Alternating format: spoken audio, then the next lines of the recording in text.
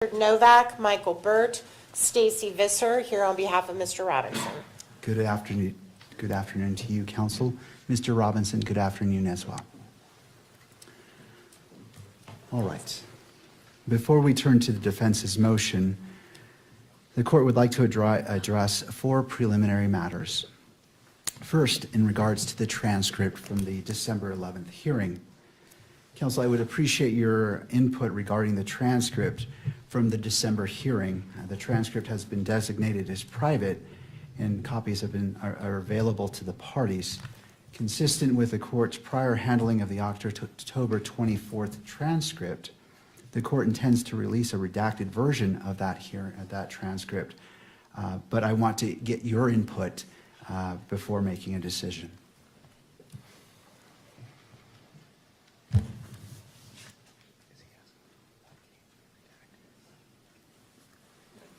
Judge, we intended to do that as well.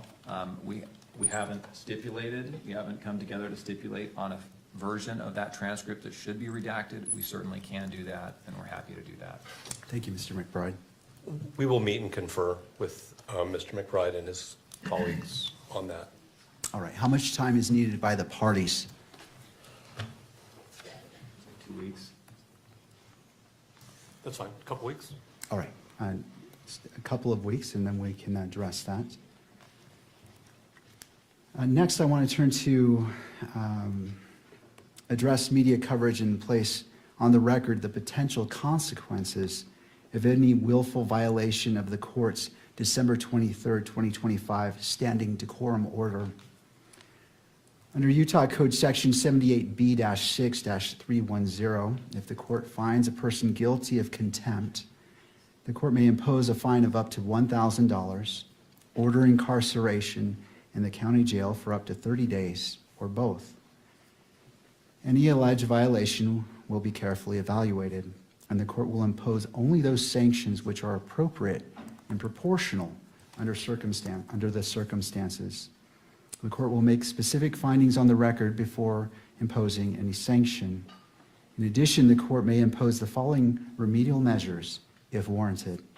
First, immediate suspension of video transmission of the hearing, with proceedings continuing on audio-only basis for the proceeding where the violation occurred, and disqualification, if necessary and narrowly tailored, of the news organization that filed the request in order for electronic media coverage of court proceedings for the hearing in which the violation occurred from providing pool camera operator services in this matter, where the court determines that such a measure is required to ensure compliance with the standing decorum order and to protect the rights of the parties. Counsel will be allowed to provide their input before the court makes any final determination regarding sanctions. I want to emphasize that these measures are not intended to have a chilling effect on open and transparent courts or on responsible news gathering, and the court remains fully committed to the presumption of open proceedings under applicable rules.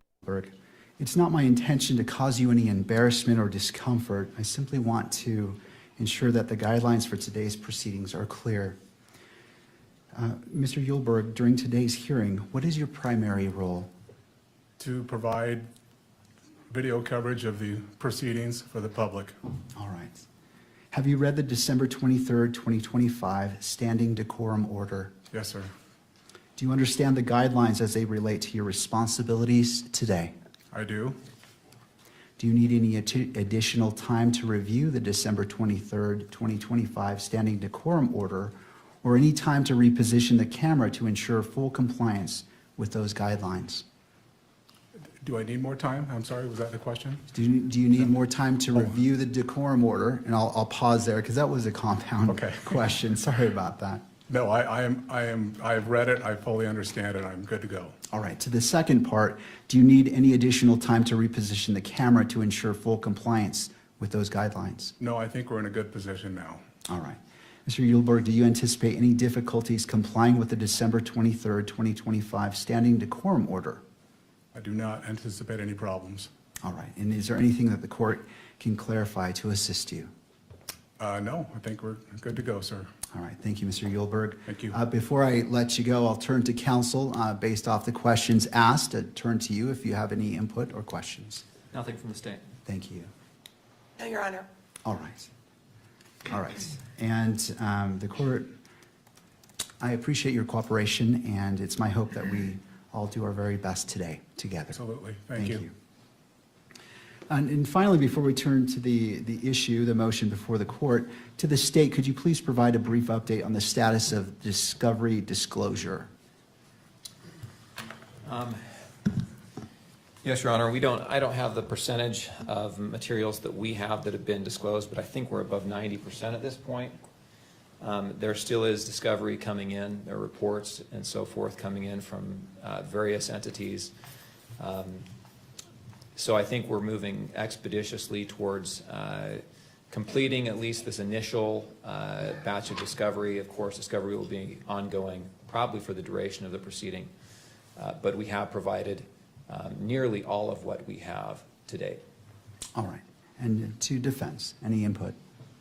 Not at this time, Your Honor. Thank you, Ms. Nestor. All right. Thank you, counsel, for your patience as the court covered those preliminary issues. Let's turn to the defense's motion to disqualify the Utah County Attorney's Office. Ms. Nestor, Mr. Novak. That's fine, Your Honor. That's okay. We actually have some preliminary things we want to discuss with respect to the posture of this motion. And I also think at some point the court needs to decide at what stage the hearing on this motion remains open and becomes closed. So I'm going to bear that in mind in terms of my preliminary statements, if I may.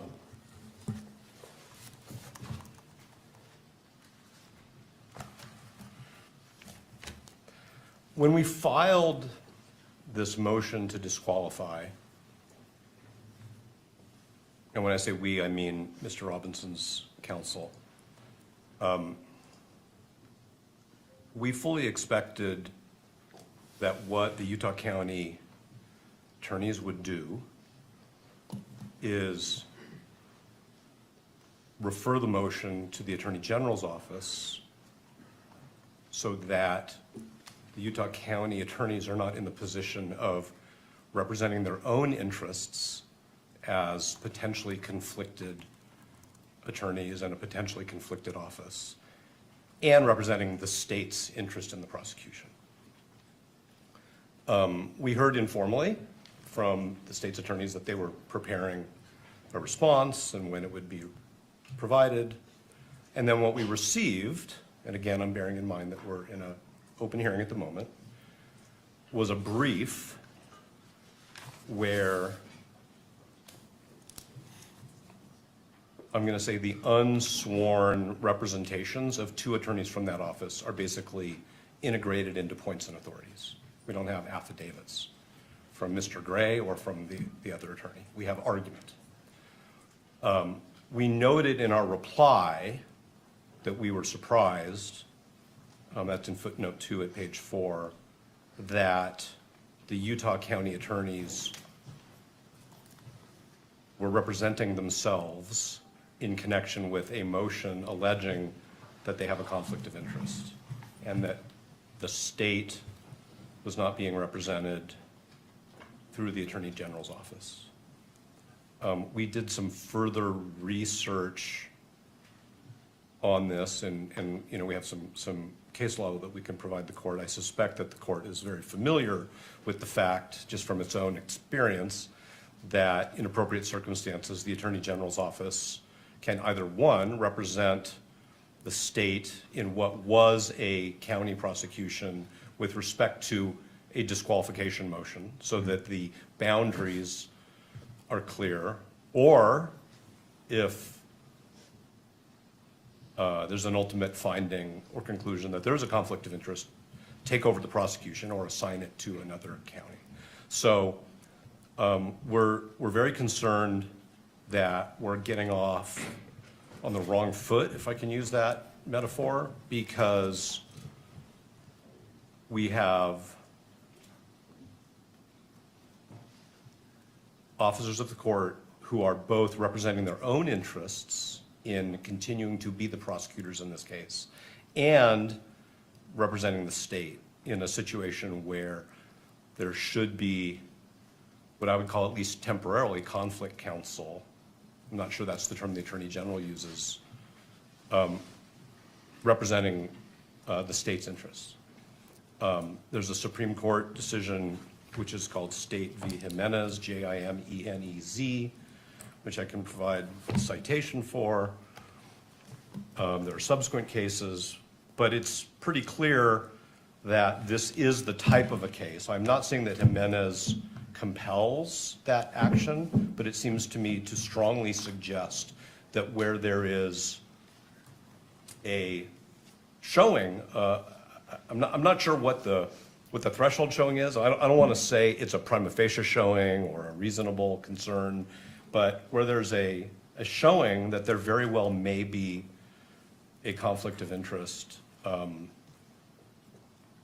that hasn't been handled by a particular state attorney's, county attorney's office, that what's in the interests of the litigation, of the public, of the parties, is for the Attorney General to step in. And the citation for State v. Jimenez, if I may, is 588 P. 2nd 707.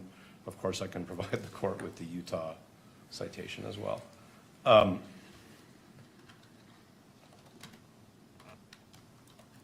This court actually has the authority under that case, State v. Jimenez, to direct the Attorney General to step in, not for the entire case at this stage, that's not what we're saying is necessary, because that requires a finding of a conflict of interest, but to step in or to designate somebody to step in for the purposes of litigating that motion. Okay. And so we're very concerned that even going forward with an evidentiary hearing where members of the Utah County Attorney's Office are both litigating as representatives of the state in a prosecution and essentially defending their own propriety of proceeding in this prosecution is problematic. As far as being prepared, we're of course prepared to go forward with an evidentiary hearing, but we think that it's improvident. And we think that what the court should do, if the Utah County attorneys have not or don't, if given the opportunity, do this on their own, is that the court should designate the Attorney General's office for the purpose of litigating this motion. The court might ask, hypothetically, the question, has the Utah County Attorney's Office conferred with the Attorney General about this particular question? And we are not in the dark, because as Ms. Nestor will tell the court, as an officer of the court, she's spoken with the Attorney General's office, and they have not been consulted about this. Okay? So this is a motion to disqualify a county attorney's office based on what we believe is a material, significant conflict of interest that it's clear they haven't even tried to address by way of a screening, which of course is a term of art, because their position is no screening was necessary. We're not even here to discuss whether the way in which a particular attorney was screened off was adequate. Their position, as their own advocates, is we've already decided no screening is necessary. So what we've been told by the Attorney General's office, Ms. Nestor can represent to the court exactly what she was told, but basically that there has not been consultation. And while that is Mr. Gray's prerogative, we think it's wrong, and we think that this court needs to exercise its authority to intervene and say, in this case, for this kind of a motion, the court needs to hear from a representative of the state who does not even appear to have a conflict of interest. So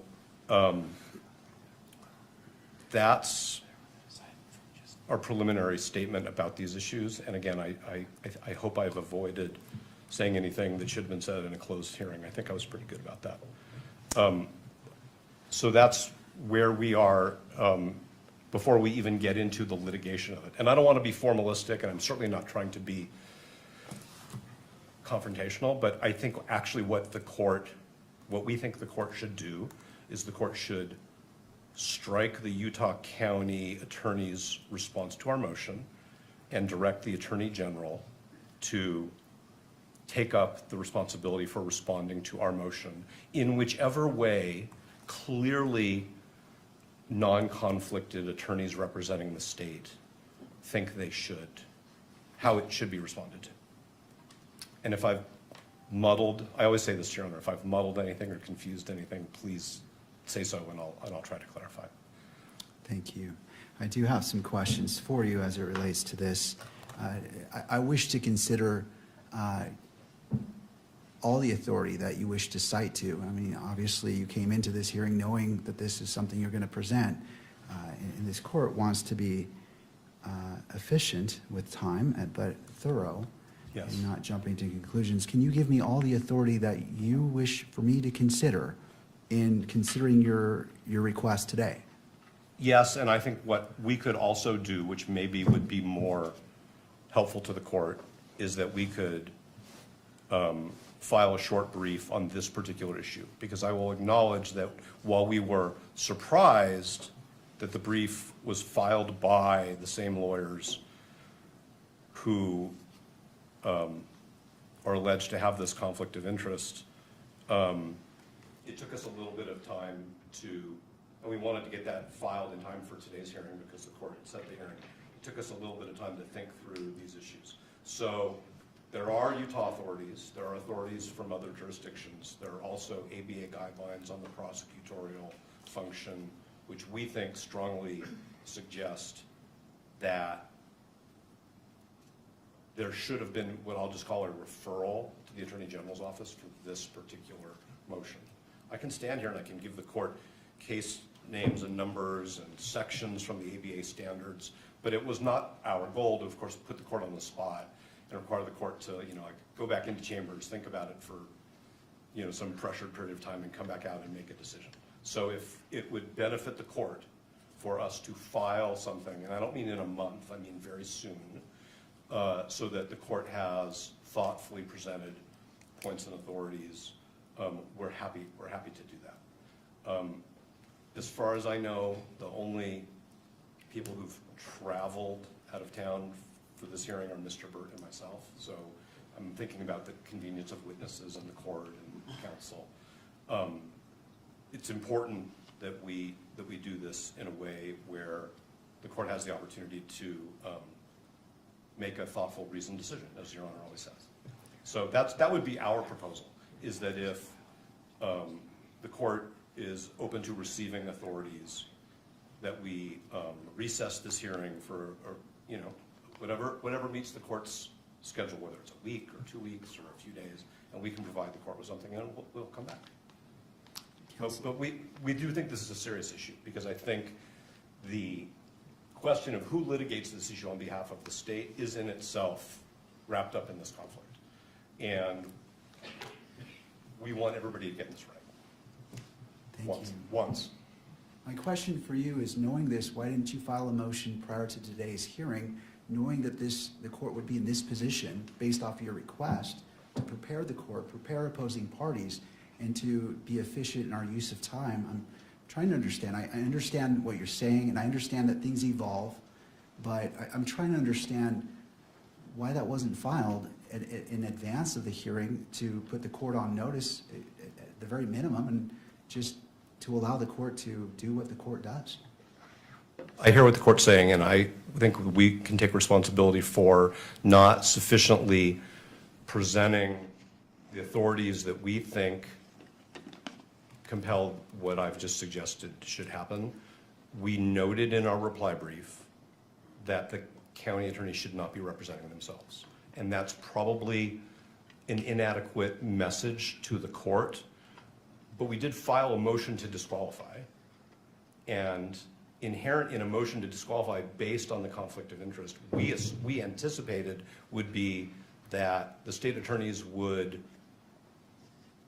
seek representation from a clearly non-conflicted, appropriate prosecutorial authority, which, as I've done further research, and Mr. Byrd and Ms. Visser and Ms. Nestor and I have all done further research, literally up until earlier this morning, we think it's pretty clear that this court has the authority to make that, I'm going to call it a referral. I think it's an order referring it to the Attorney General if the Utah County attorneys choose not to do so. And the additional information, which we did receive today, I'll just tell you that, was that there had not been any communication between the county attorneys and the Attorney General's office concerning this issue. So I'll fall on my sword. If the court thinks I should be sanctioned for not bringing this up sooner, I hear the court, but we are we're juggling many aspects of this case all at the same time, some of which the court is aware of, some of which the court probably is not aware of, but the court can imagine. No, and I appreciate that. It's not the intent to sanction you. I understand that issues come up, and there's a lot going on, and so the court appreciates your candor and representation today. So these items can evolve, and so the court is not finding fault with you. It's just hoping that, as it requires a lot of time and resources for you and for fellow attorneys and for the opposing party and for other parties, we just might want to make sure we make the best use of our time when we're together. I hear everything the court is saying. I take it to heart. I understand what the court's saying, and we are cognizant of the time that the court devotes to preparation for these hearings. So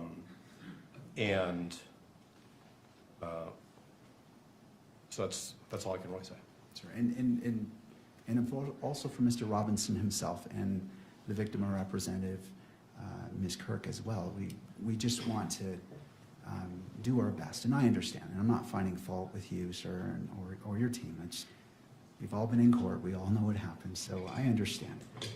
I'll turn to the state. Oh, and I'm sorry, is there anything further that you wish to represent? No, I could provide the court with more citations, but I'm just wondering if that's really the best way to give the court a list of verbal citations. I think with all consideration for, and we probably have, with all consideration for the fact that the court wants to be thorough and careful, and we do as well. We don't want to shoot from the hip, but I think that we just decided that this was something that we needed to bring to the court's attention in a much more fulsome way once we understood not only the way this was developing, but frankly the way the Utah Supreme Court, the ABA guidelines, courts of appeals subsequent to State v. Jimenez, and the information that we received today from the Attorney General's office, which isn't a secret. It's just we had a conversation and we learned that there hadn't been any consultation. If there had been consultation and the Attorney General had said, no, we think you're good to go, then that would be different. And that's what we learned this morning. All right. Well, I'll go ahead and take those authorities right now. If you'd like to list them, the court is ready. So the second one would be State v. Robertson, and that is also a Utah case, 886 P. 2nd 85. There's the ABA prosecution standards. I would refer the court to section 3.1.7 and 3.2.5. And those are, I think, the places to start. Is there any Utah rule on point that addresses this issue? So the case of State v. Jimenez, which I referred to, which is the Supreme Court, does actually cite a statute. Okay. Anything further that you wish for this court to consider at this point in the proceeding as it relates to this issue? No, and depending upon the statements of counsel, we may have some response if the court permits it. Of course. Thank you. Turning to the state. Mr. Gray.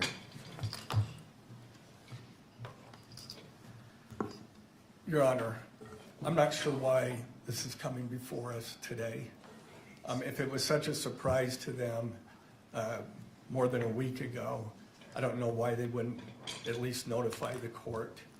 I too represent the state. I'm an elected official, constitutionally elected to represent the state. Where does this end? I don't know these cases. I'm very interested to see whether or not they refer to trials. I know that the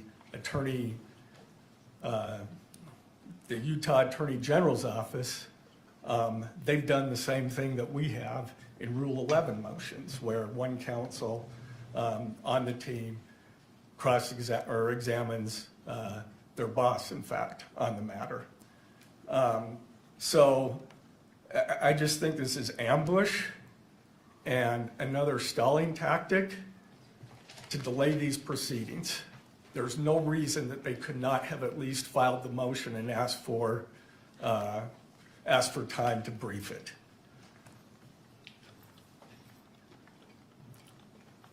And where does it end? Do we get to respond to their motion to have the Attorney General's office respond, or does the Attorney General's office have to respond to that one too? I'm not, well, anyway, I've stated my, it should have been done far earlier if that was their case, if that was their claim. And if I could just turn the time over to Ryan in case he has something else. Thank you, Mr. Gray. Yeah, I Mr. do. McBride. And excuse me, this is, we're tag teaming this somewhat because it's a surprise to us as it is to the court.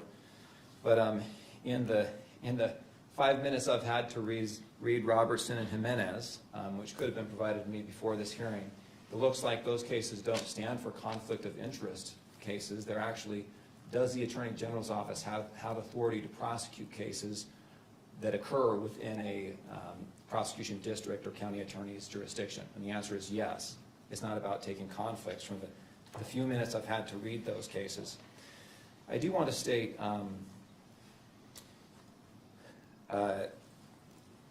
this is, of course, the first time this has been raised to us. The defense has known that we were going to respond to this motion for some time. We requested an extension for our filing deadline back in December. The defense agreed to that extension. Our reply was filed January 5th.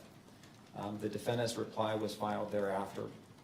And in that reply, the tone of that reply is mentions that they thought that perhaps a special prosecutor would be appointed to handle the conflict case, but in the alternative says we'll be able to, we want to subpoena witnesses to establish the facts that are laid out in the state's opposition motion or memorandum. And that was what we understood was going to happen today. You have a family member of a prosecutor who has been subpoenaed. An affidavit has been supplied to the court. We believe that affidavit is adequate, but it wasn't adequate from the defense perspective, so they subpoenaed that person. Prosecutors have been subpoenaed for today's hearing. We have 2 investigators that have been subpoenaed for today's hearing. And we are ready to go, Your Honor.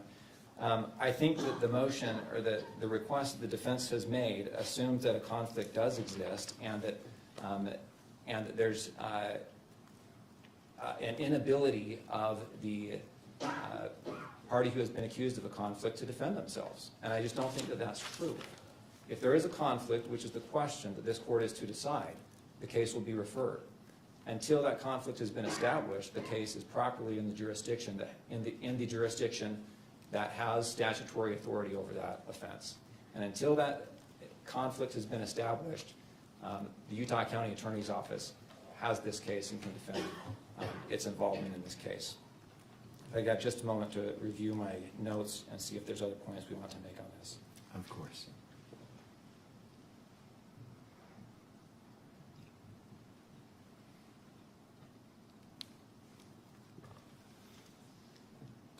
There is one other point I wanted to make, which is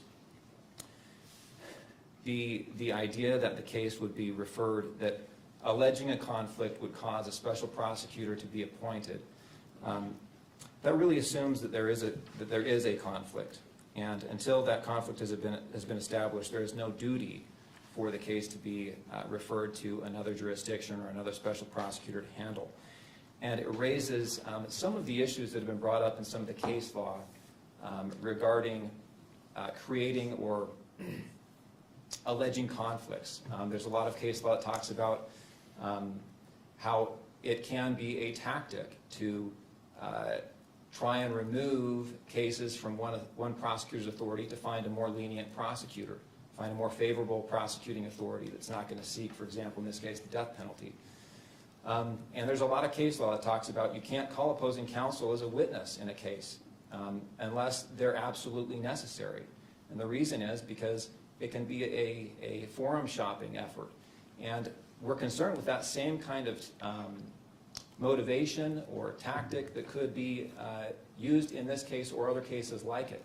Anytime you, as opposing counsel, you don't like the offer you're getting, the way the prosecution is being handled, you allege a conflict of interest, and all of a sudden the county attorney's office has to spend $10,000 to hire a special prosecutor just to handle that one issue, regardless of whether or not it's supported or whether or not a conflict exists. That's a concern we have. Your Honor, we're ready to go forward today. We think the evidence that will be presented today will illuminate the issues adequate that Your Honor can make a decision about whether or not a conflict exists, and we don't need to delay this proceeding any further. We're confident the court will see the facts as they are and be able to make that determination. Mr. McBride, so the motion has been made by defense to continue this hearing to allow the filing of a motion addressing more fully this issue. And to that request, what is the state's reply? We object to that motion to continue or to strike. We ask the court to go forward today. We think the motion is untimely. The court has, or the prosecution has subpoenaed witnesses, and every delay that happens, the witnesses that we have now family members of the prosecution being subpoenaed. These people are ready to move forward and get this out of the way. The longer we delay this, the more anxiety that this procedure has. All right, thank you, Mr. McBride. To defense, any response? Yes, John, thank you. First, I want to say this is not about seeking a lenient prosecutor. This is not about tactics at all. And it was actually the county attorney's office who informed us back in October that there was a family member of a prosecutor who was present. Tactic.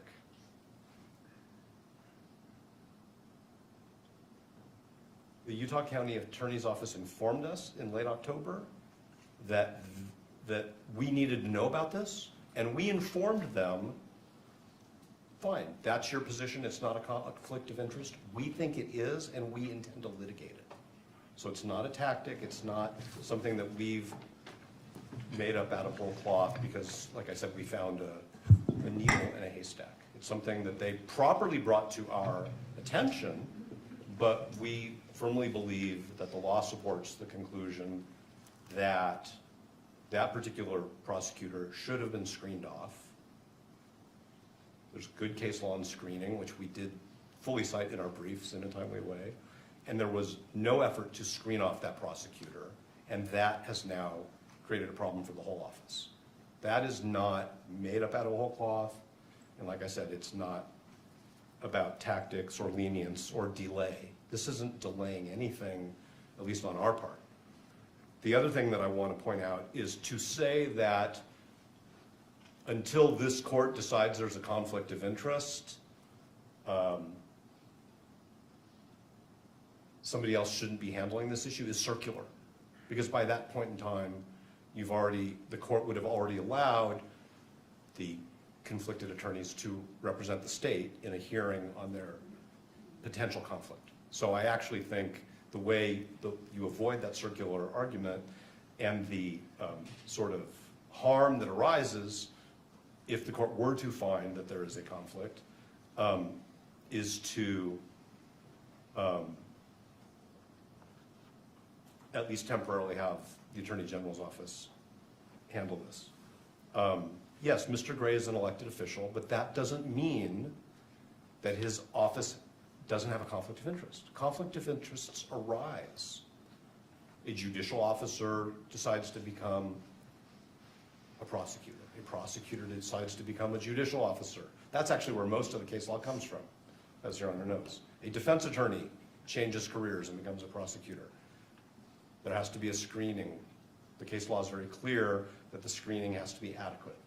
There's been no screening here because Mr. Gray decided we don't think there's a conflict of interest. And what we're saying is it's not a needle in a haystack, it's not a tactic, it's not a fiction, it's not a, you know, a thin reed. The evidence that the court has suggests, number one, that there's a very good possibility that as a legal matter there's a conflict of interest. That's why we need to have an evidentiary hearing, because the court doesn't have all the facts. And number two, that the Utah County Attorney's Office, because they decided early on, without consulting with anybody, that they didn't have a conflict of interest, didn't put any screening mechanisms in place.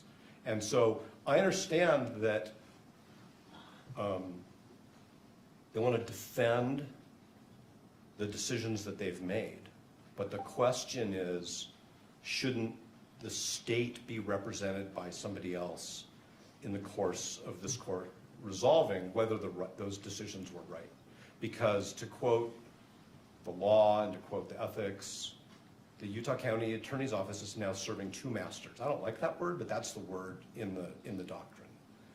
They're representing themselves and they're representing the state of Utah. And that's why the Attorney General or somebody else designated by the Attorney General should be representing them in this matter. And I do want to say one more thing, if I may, Your Honor, and I appreciate the court's patience. I think that the way we raise this issue in our reply brief is not as accommodating to just letting it go as counsel suggests. What we said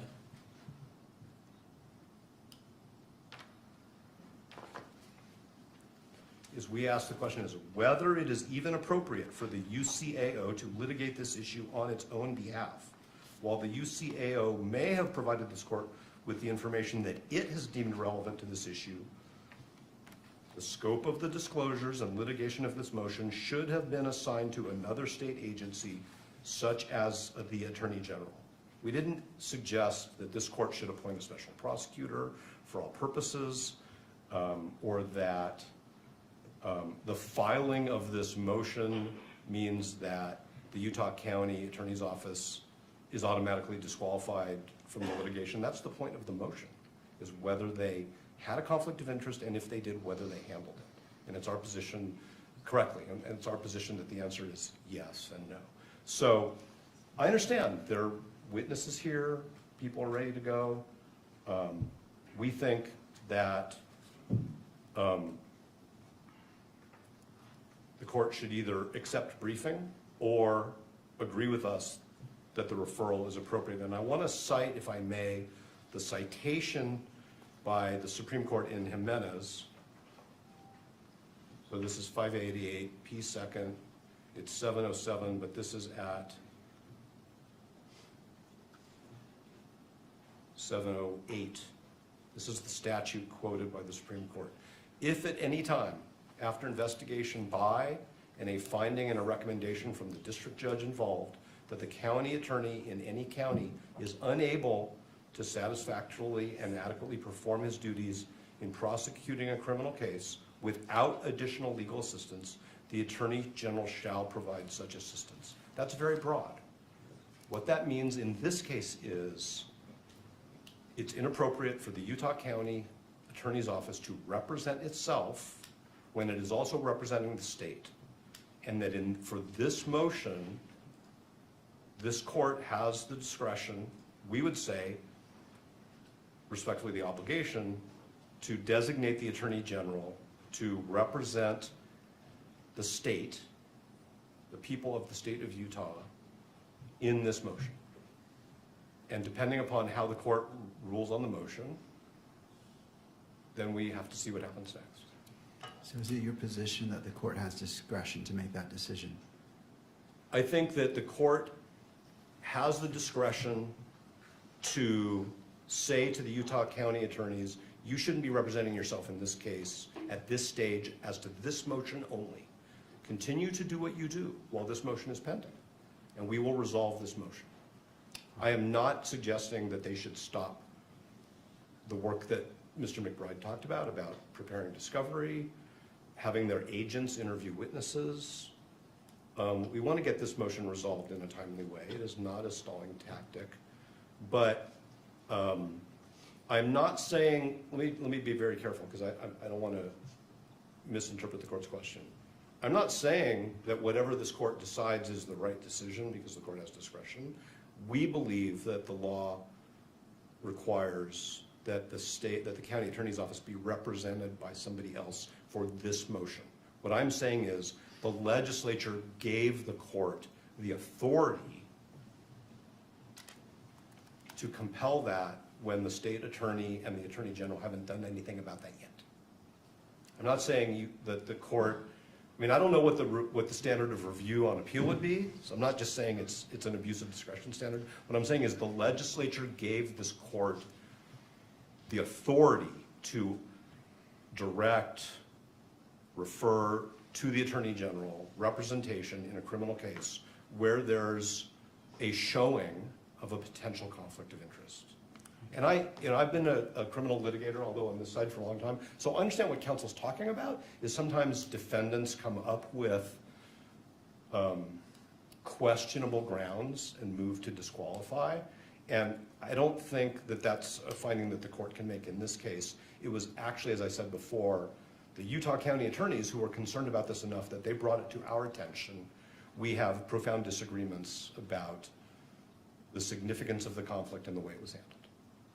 Okay, and otherwise I think I would be repeating myself if I said anything more without answering a direct question. All right, I just have a brief question. Do you have your witnesses here today? All the witnesses are here. We have no problem as a pragmatic issue going forward. Our witnesses are the subpoenas that we served, which were filed with the court. So to be clear, I don't think the court is inferring this. We're not unable to proceed if that was the court's conclusion. We are prepared, and the witnesses are here. I'm just saying we think that it would be improvident and it could result in errors of law, and it could result in problems down the road. Thank you. Do you need any additional time in regards to your argument to continue this hearing based off the citations you've provided, the authorities you've provided the court? 1 second.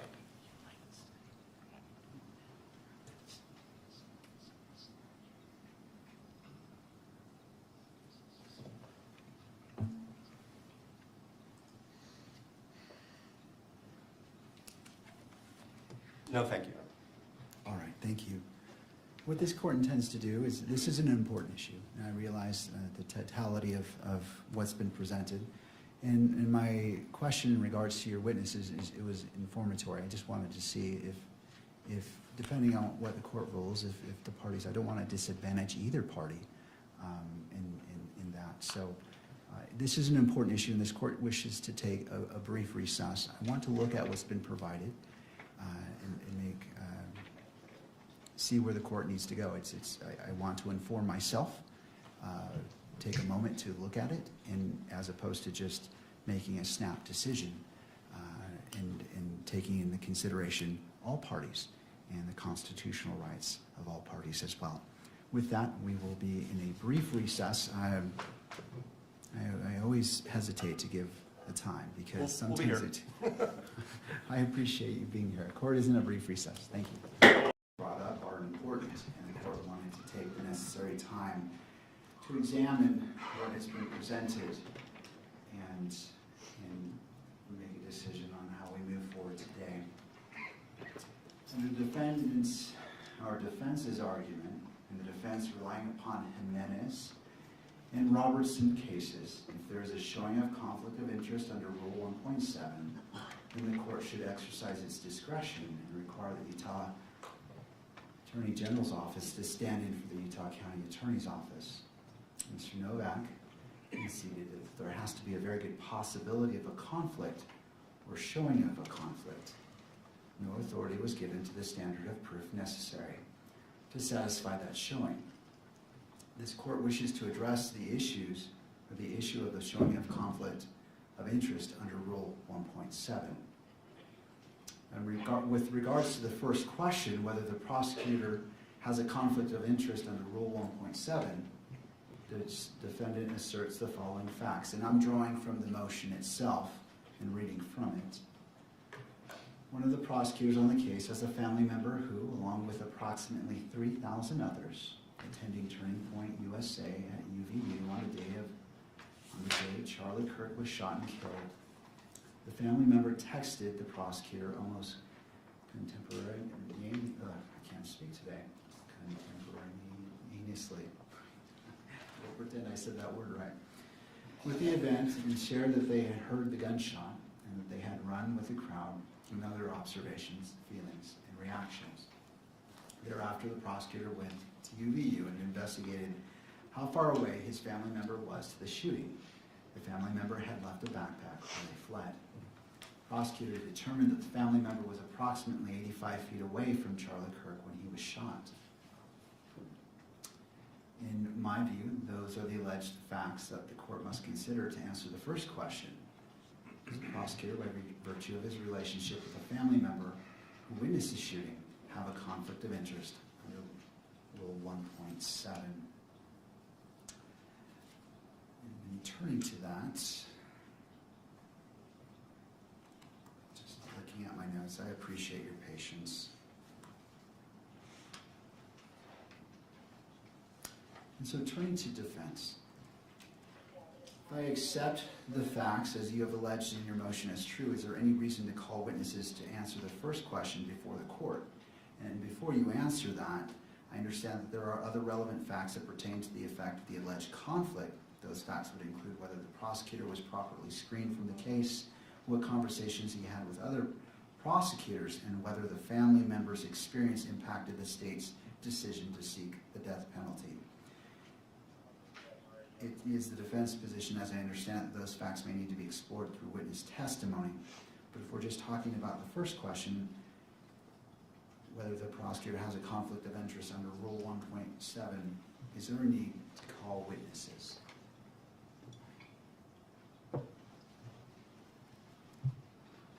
Yes, Your Honor, I understand that the court is trying to get to the threshold question that we have put before it with respect to who should be representing the Utah County Attorney's Office in this motion.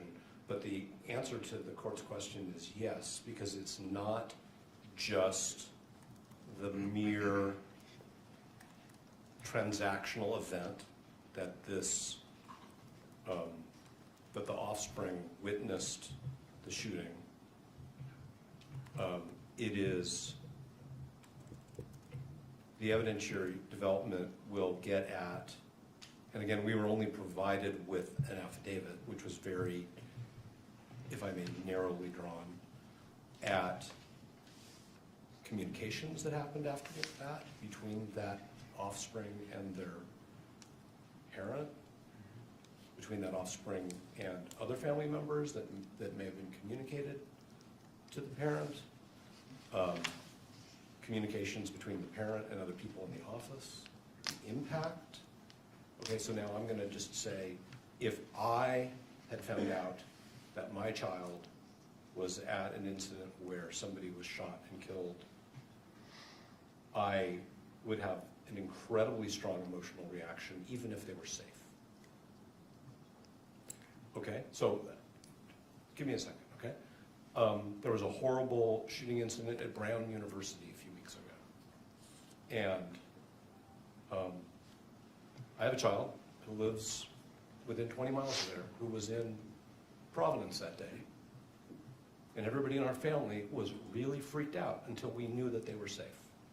And then even when we knew they were safe, the question was, what did you see? Did it affect you? Turned out everybody's fine. But it's not just, oh, I was there, right? And my family member didn't witness a shooting. Wasn't in a crowd with 3,000 people who all had to run and take cover in case there were more shots fired, in case there were some other harm that occurred, okay? So it's not just the fact that this person was 85 feet away from Mr. Kirk. It's that begins to, that scratches the surface, if I may, of the totality of the circumstances, which we think created a conflict of interest. So the answer is yes, and that's why both the parent and the offspring are here and are under subpoena and agreed to be here and agreed to testify. Obviously, it's the court's proceeding, but nobody's moved to quash, and I think it's obvious that that's because we need further factual development.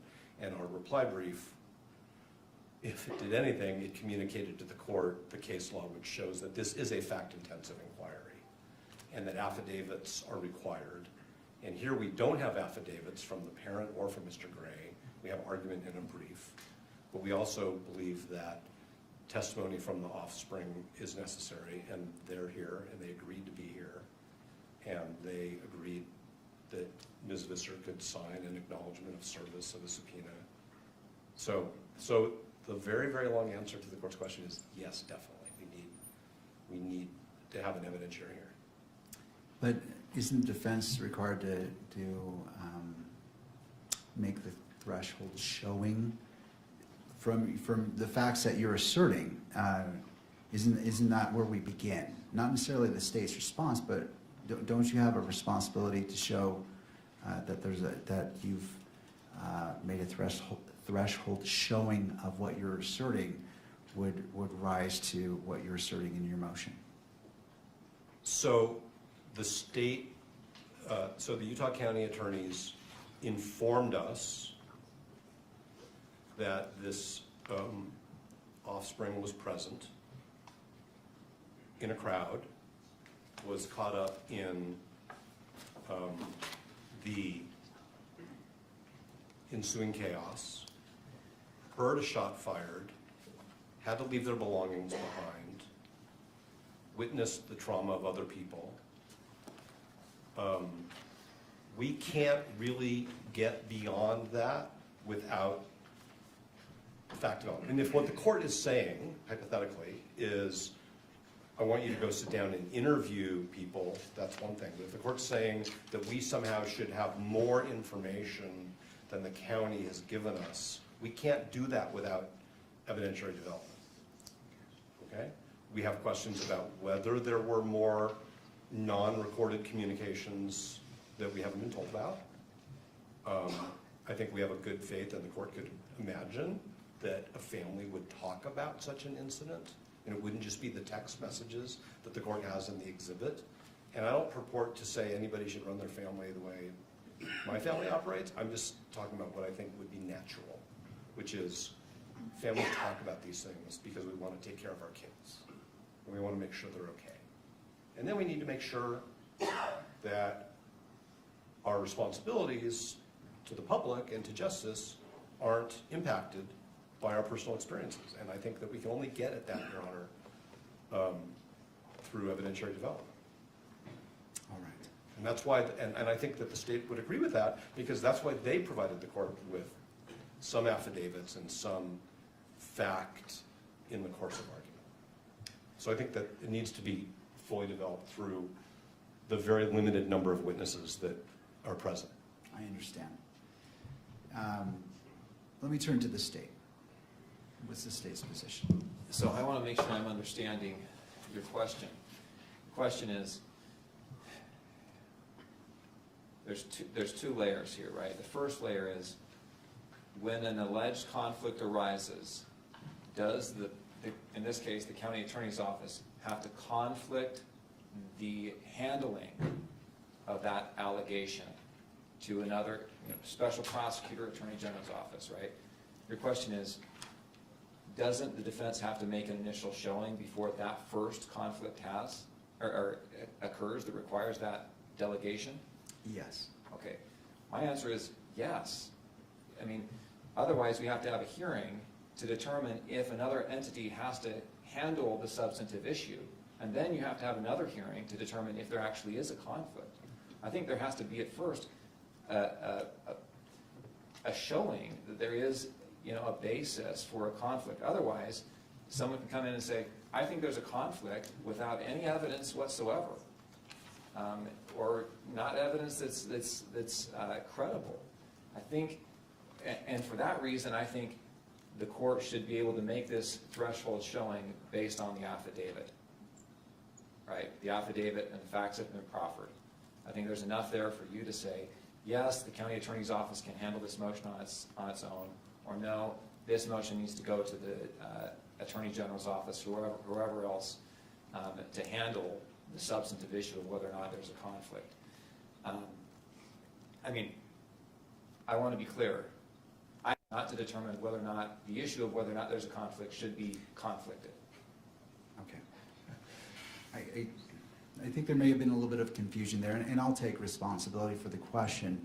In regards to the threshold showing about the conflict,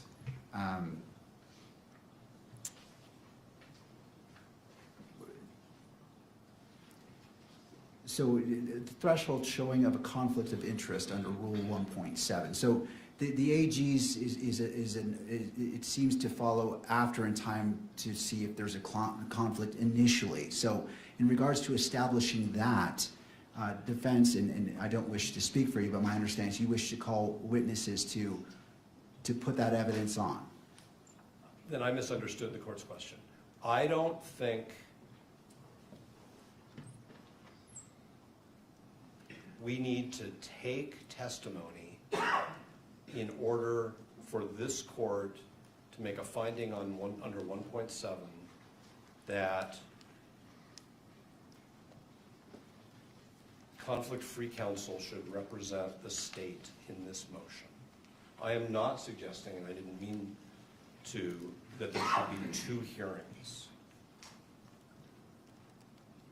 That's not what, so if I misunderstood the court's question, I thought the court was saying, do we even need an evidentiary hearing on your motion to disqualify? Isn't it enough for the court to just read the papers?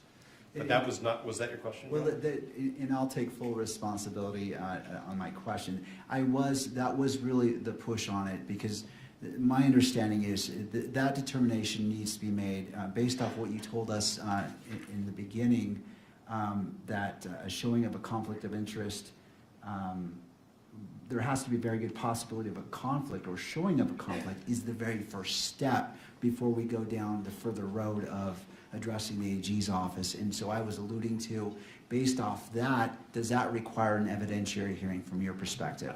I don't think that it requires an evidentiary hearing, but I don't want to predict or make assumptions about the court's view. I believe that the Utah County Attorney's disclosure to us on October 20th of this situation and our assessment that it creates a conflict of interest is not frivolous. It's not taken for the purposes of delay or tactics. It's a real potential conflict. I don't know what the threshold showing is that permits or requires the court to exercise its authority under what is now in juxtaposition to the Utah legislature changes its code so often, like we have to figure out all the new code numbers, but it's now section 17-68-304, which gives the court the authority to appoint the Attorney General in this situation for this purpose, 17-68-304, as opposed to the code section cited in Jimenez. The law is the same, but the code sections have changed. But what I'm saying is, I don't want to predict or gamble with what showing this court thinks is necessary in order to appropriately exercise its discretion to make that referral. And so if the court says, I need more, then we should have an evidentiary hearing, because the important thing is to get it right, not for me to bargain on whether our papers show enough. The only thing that we know that we can show in our papers is what we were told and what we were given. And we were given some text messaging between family members and maybe some other people. I mean, the court has that, it's an exhibit. That's all we really have. And so I don't want to just say, oh yeah, there's enough there, and then have the court say, no, there isn't. Because it may be that the court wants to take some permit us to take some preliminary testimony in order to make that decision. But what I really think, instead of starting an evidentiary hearing on a motion to determine if there should be a referral, I think that there's a sufficient showing that there should be a referral by this court because of 1.7, under the court's authority under Utah Code Section 1768304, before we even begin to take testimony. I mean, the fact that Mr. Gray is going to be the first witness we call already, and that the state hasn't moved to quash because it's a frivolous subpoena, or it doesn't have, there's no basis in the factual predicate to examine Mr. Gray about these things, suggests that there's a problem here. That Mr. Gray's office is representing Mr. Gray while also trying to represent the state. And that's an inherent problem. And I understand it's a thorny question. It's what's the showing that's necessary, and does the court have discretion, or is the court compelled to? Is the court going to commit error if it doesn't? That's why I think that maybe some thoughtful briefing is an appropriate thing to do. Before we start an evidentiary hearing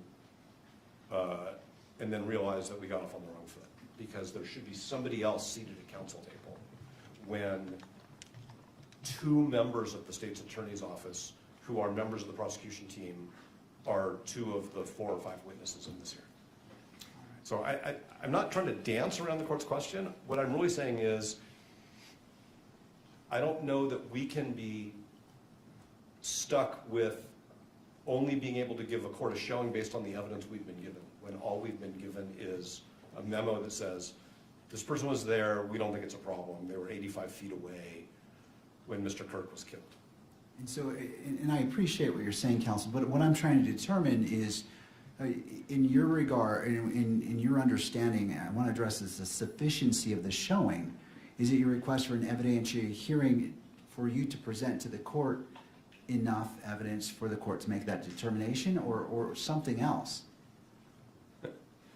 If the court doesn't believe that the papers themselves sufficiently demonstrate that for purposes of the motion to disqualify, the state should be represented by somebody else, then the answer is yes, we want to have an evidentiary hearing up until the point where the court reaches that conclusion.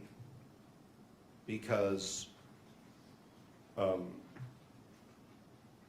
would be the only way for us to satisfy whatever showing the court deems necessary. So I'm not going to waive an evidentiary hearing if the court's saying, well, I don't think you have enough evidence here. Obviously, the answer is yes. What I'm really just saying is, I think that based on the papers, the court can say, yeah, this is a significant problem in a serious case that has really, really serious consequences for Mr. Robinson, for the people of the state of Utah, for the victim's family, and we should do this carefully and correctly. And I think the way to do that is to have the Attorney General of Utah designate somebody in their office to represent the county for this limited purpose until the court determines the scope of the conflict. We think the conflict requires disqualification from the case, but ultimately, obviously, that's going to be a judicial determination. All right. Anything further from the state before the court makes its ruling on this issue? I just want to clarify, you're talking about the need for an evidentiary hearing in order to determine whether or not the states, that the county attorney's office can handle the motion to disqualify? No, I'm determining just an initial showing of a conflict that exists here. Like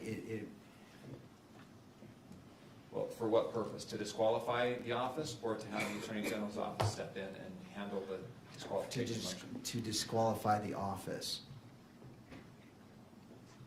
Can I take a crack at it? If you wouldn't mind, Mr. Gray, just stepping to the lectern, just so the record picks you up. Sometimes these microphones are a little wonky. If I could take a crack at it. Basically, I think what you're saying is kind of like a Frank's hearing where you have to allege sufficient facts, so that based on those facts, if the court takes that as true, then you would need whether or not there would be a legal basis to conflict it out or find a conflict, right? And so if they don't make that showing, then the court can rule straightway. But if they do make that showing, if what's alleged is true, then we go to an evidentiary hearing. Is that? Mostly, it's the initial showing of a conflict, and what happens after that will be determined, because they're bringing this up for the first time Right. today. Basically like a prima facie showing initially, is that what you're saying? Essentially. Yeah. Okay. I think that's, yeah, All right. I'll let you. No, I appreciate your clarification. Mr. McBride. Nothing else. All right, it's the court's, and I've read the briefing by all parties and listened to the argument today, and I don't believe a sufficient showing has been made for the court just relying upon the briefing itself. And so I can't make that finding based off, well, I would find that that threshold showing hasn't been met based off the briefing. And turning to Mr. Novak, based off that finding of the court, what is your position?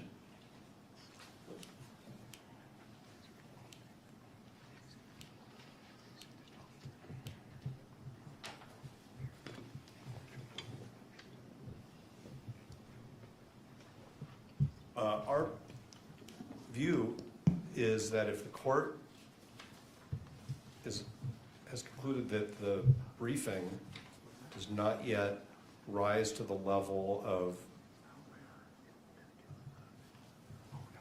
proof that the court should at this time make a referral, then the court should begin to take evidence.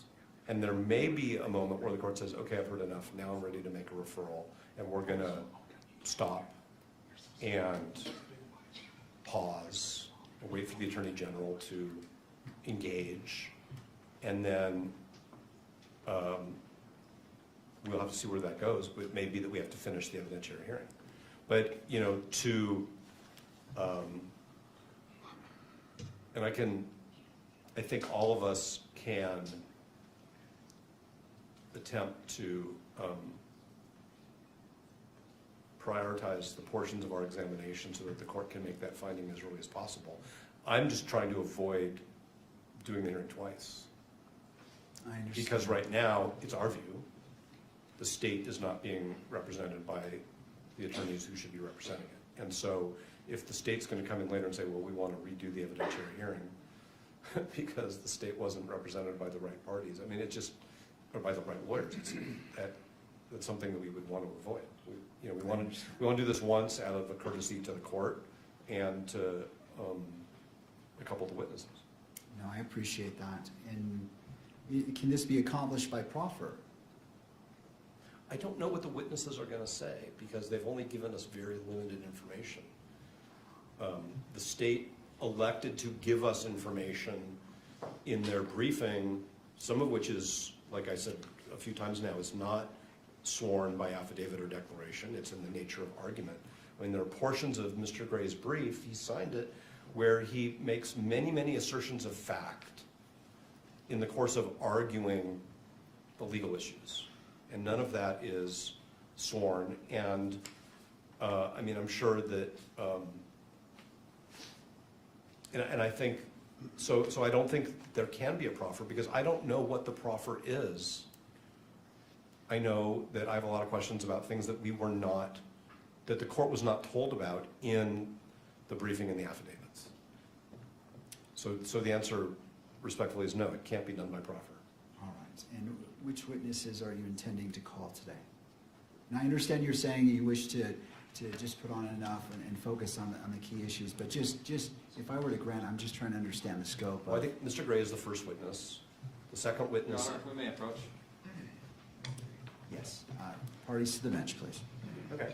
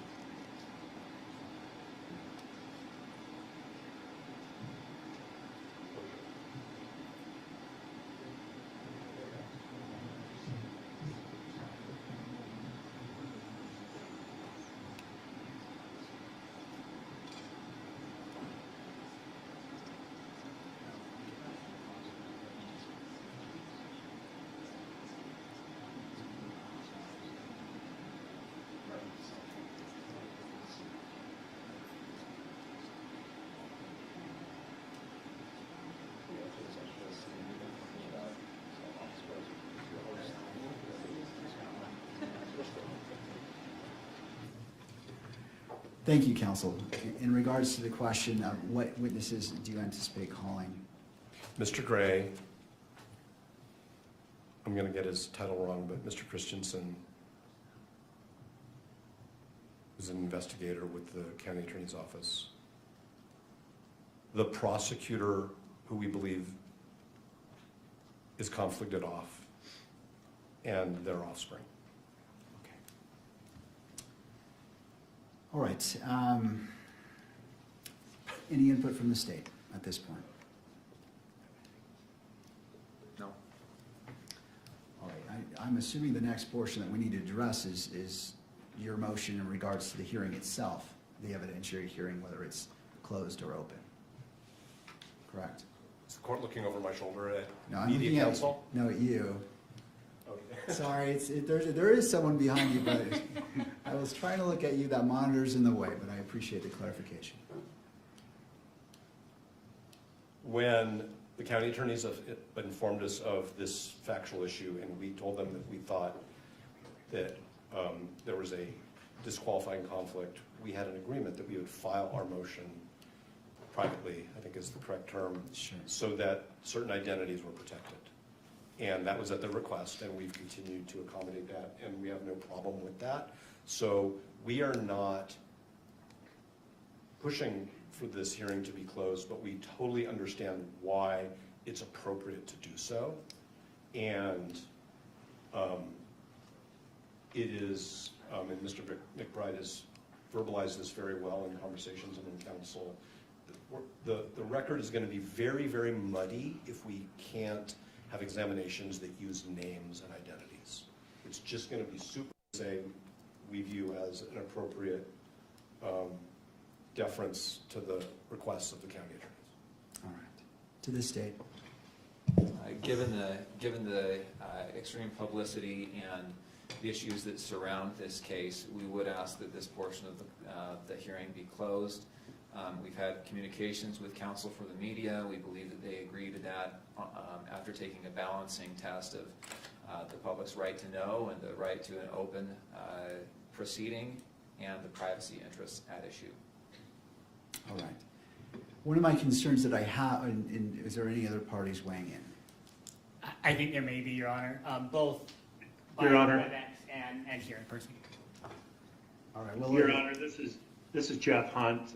Can you hear me? I sure can, Mr. Hunt. Thank you.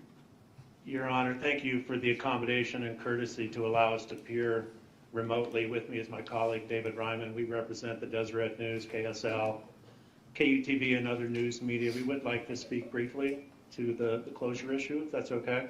All right. I'll hear from you. We did meet and confer with counsel for the state and counsel for the defendant concerning closure.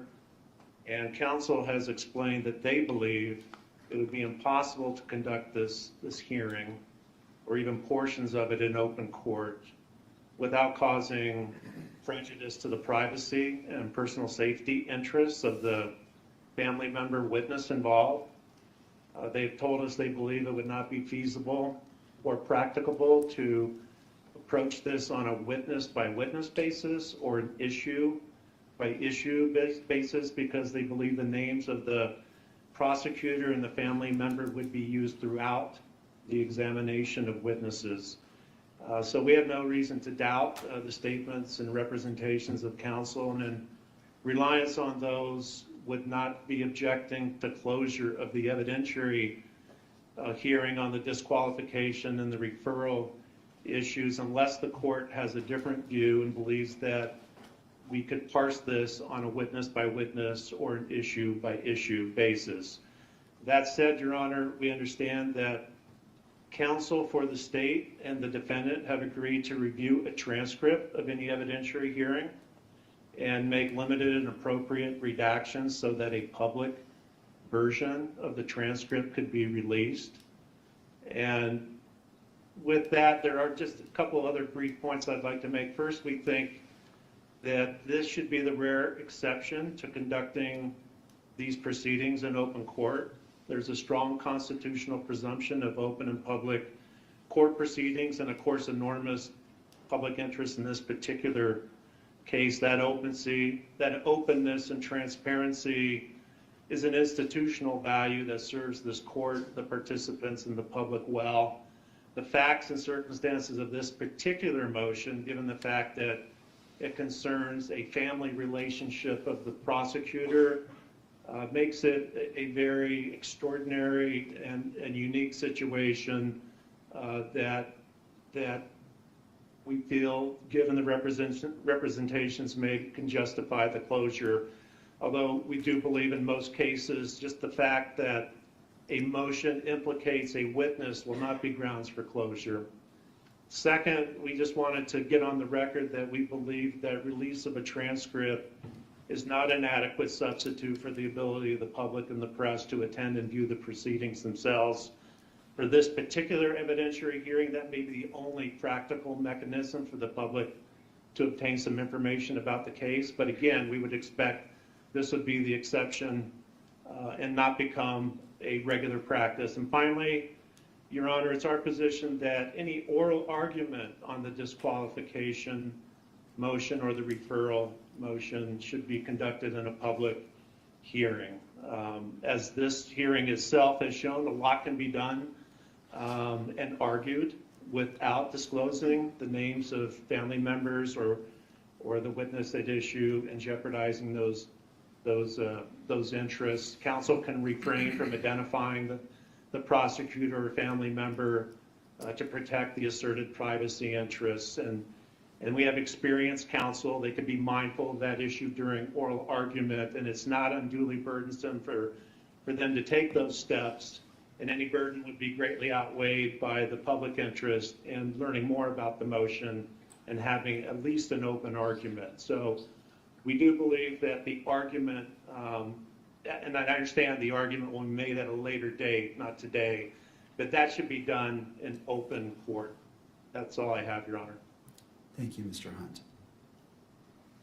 Anything further from the parties? Your Honor, as to the oral argument, it is our request that it be closed, and the reason why is that we're not perfect. Names slip. It's happened in trials. It's happened in arguments before, and I'm concerned at the risk that could have if one of the parties, one of the attorneys, were to slip and identify those who ought to be protected. With that said, a fallback position could be not live streaming the event and requiring any redaction should an inadvertent mention of a name be made. Thank you. Counsel, one of my biggest concerns is I have to make findings of fact that are very specific. I can't redact my findings when I issue an order. And I will have to cite to the relevant facts. And quite honestly, the name of the prosecutor is a relevant fact. I can't simply glaze over that and make an assertion. It's important because it relates to various factors that you may address, and which has been brought up in briefing. And so this court is going to deny the request to close the hearing as it relates to, and I will take this motion witness by witness. I understand that there may be a witness that this is applicable to, and the court will entertain that, but because this court has to make findings and has to cite to the facts, I need to be able to do that. And since I'm going to do that anyway, which I will, I'd rather address it in an open court. And again, I will entertain any motions, witness by witness, that are going to be called, and be respectful of that. But going to Mr. McBride's point, you both have that duty.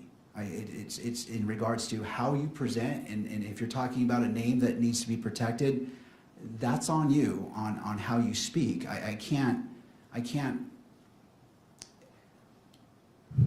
It seems inappropriate to create a safeguard to prevent you from making a mistake on accidentally saying a name. That I don't believe that would be a proper reason to close the hearing just for that. And I understand the pressure, counsel. I know it's difficult, but I cannot accept that as a reason to close the entire proceedings for the evidentiary hearing portion. But again, as the witnesses are called, I will entertain the motion whether to close the hearing per witness, and we will address it as we go.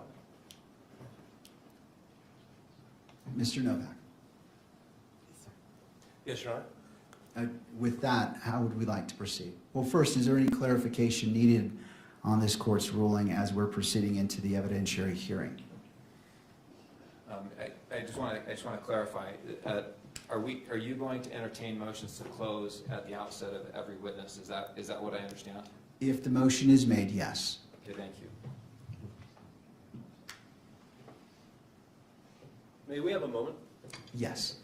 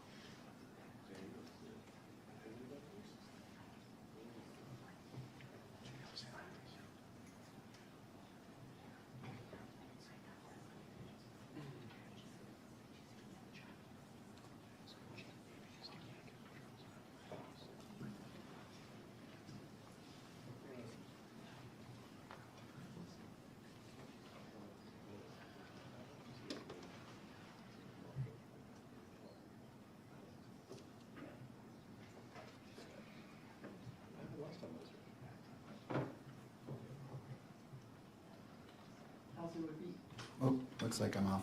Would it be easier just to go into a brief recess? I don't want to make you feel rushed. You have obviously important conversations. So it's the court's intent to enter a brief recess to allow the parties sufficient time to discuss whatever you need to discuss. Your Honor, I think I'm comfortable moving forward, making a proffer right now, and asking you to reconsider that motion. And the reason is because courts, the Supreme Court of Utah, appellate courts refer to witnesses by their initials all the time. In our pleadings, we often refer to witnesses by their initials. In Supreme Court of the United States opinions, witnesses are referred to by their initials.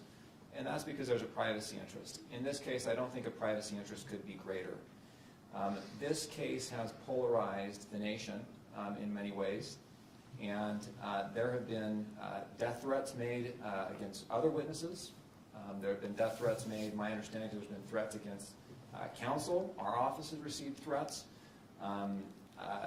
Doxing is a real thing. You know, finding people online, harassing them online. With the technology that we have now, it's not that hard to find out just about every detail about a person through internet searches, paid subscriptions to programs that do background checks. And we are extremely concerned that we will have a person that does not need to be subject to death threats, to harassment, to doxing, to all of those things that can be avoided. We're very concerned that that will happen, and happen to this person for no other reason than this person's father is a prosecutor on the case. Your Honor, I think that there's a way around this, that we can avoid those threats to her, those risks to her, and I think it's by referring to substitute names like we have in the public pleading. So, Your Honor, I would just really ask you to please reconsider your opinion. There's a stipulation from the media to shut this portion of the hearing. There's stipulation from the defense. I think the court in its ruling can refer to the prosecutor as the prosecutor. I think it can refer to the child as adult child. I think that would be adequate. I think in a sealed record, there can be references to names. That would be my request, Your Honor. I can't ask more adamantly than I am now, Your Honor. To defense. We take no issue with anything that counsel has said. That's why we completely deferred to the state attorney's, I'm sorry, the county attorney's initial request that all of the briefing, as much as possible, be under seal and then redacted. Thank you. One of the points that when I was considering this as a potential issue is that both parties filed a public version of your motions, and you used a mechanism to convey that same information. And I understand that that makes it tricky, but it was the choice of the parties to do that, to publish those public versions. And the court is fine in regards to particular witnesses referring to those terms that were used in the motions, but this court does not agree that the entirety of the evidentiary hearing needs to be closed. And it is a very broad approach to a narrow issue. And I understand and I respect the concerns made by Mr. McBride, and I understand that, and the court is willing to go witness by witness. If you feel that a particular witness, that needs to be closed, the court will entertain that. I understand the issues of safety, and the court feels the urgency and the importance of that has been stated, but this court cannot find that the closure of the entirety of the evidentiary hearing is proper, given the motions that have been filed publicly online. And I have to leave it to counsel in deciding how you present the evidence, how you state the names. I'm willing to abide by the format used in those public motions, but this court denies the request to close the evidentiary hearing. And again, we'll take witness by witness a motion if that particular witness needs closure that particular witness's examination needs to be closed.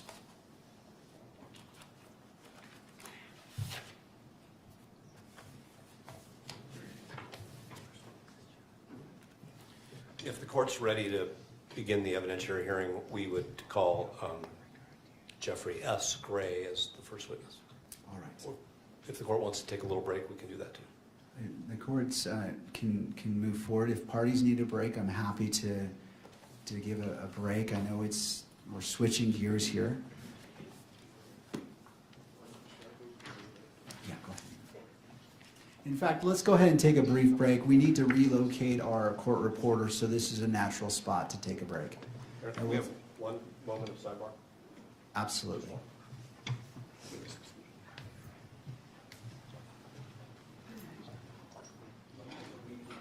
Hold on, counsel.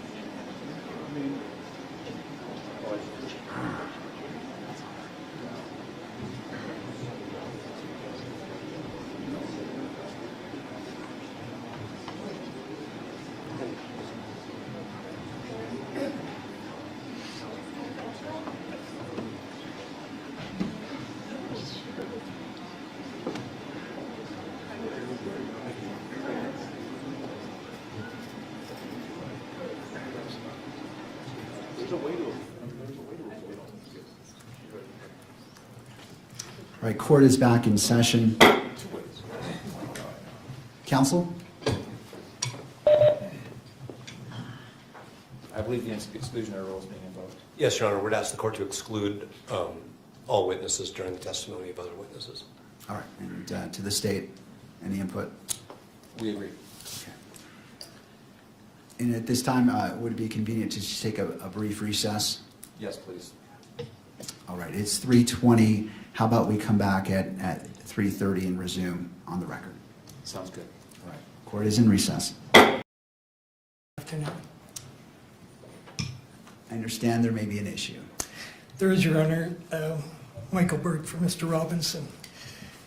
We filed today a motion to be heard in the future about excluding cameras in the courtroom. And one of the issues that's reviewed in that motion, which of course the court hasn't had a chance to look at it yet, is the cameraman's repeated violation of the portion of the decorum order which requires that the camera not focus in on Mr. Robinson's lips to allow a lip reader to translate confidential communications between counsel and Mr. Robinson. And that order has been violated in the past. It's been used by the media to interpret falsely the content of conversations between Mr. Robinson and his lawyers, and it happened again just while the court was in session. I have the clip, and I'd like the court to look at it to see if I'm correct, because I think the court will see they're zooming in on Mr. Robinson's lips, and it's going to allow the media to offer these same sort of false narratives they have in the past. So with the court's permission, I'd like to present that to the court. Well, Mr. Burt, is it this is the violation, or is there anything else? I want to make sure I hear your argument and view the evidence in its entirety. And so if there's anything else, I want to consider it all at the same time. Yes, and for purposes of the motion I'm going to make to the court now, which is to either exclude the camera for purposes of this hearing, and of course the court will take up the issue with regard to future appearances when the court considers the motion, or in the alternative, to order the cameraman not to focus at all on Mr. Robinson. And so I think for the purposes of that motion, the court needs just to look at the clip that we would proffer to the court as showing that there was a clear violation of the court's order. Thank you, counsel. I appreciate that. Before I turn to that, I'll turn to the state if they wish to weigh in the request. I think it raises a legitimate concern. I think the court ought to consider the evidence that the defense counsel has. All right. It's very brief. I Your Honor, appreciate we that. have it on a phone and the court can look at it. And have you shown that to I have. the other parties? I have. Okay, thank you. I appreciate that. All right. You may approach, yes. Here are two videos.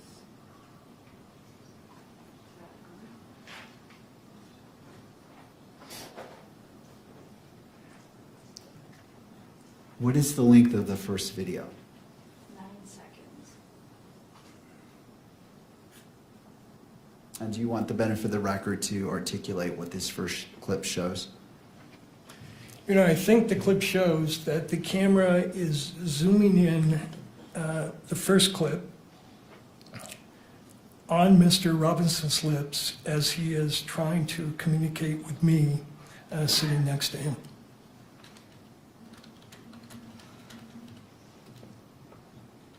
Thank you.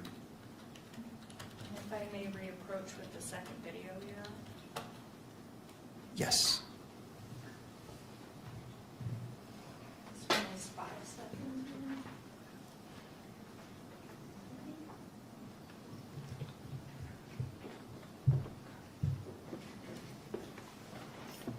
That looks like.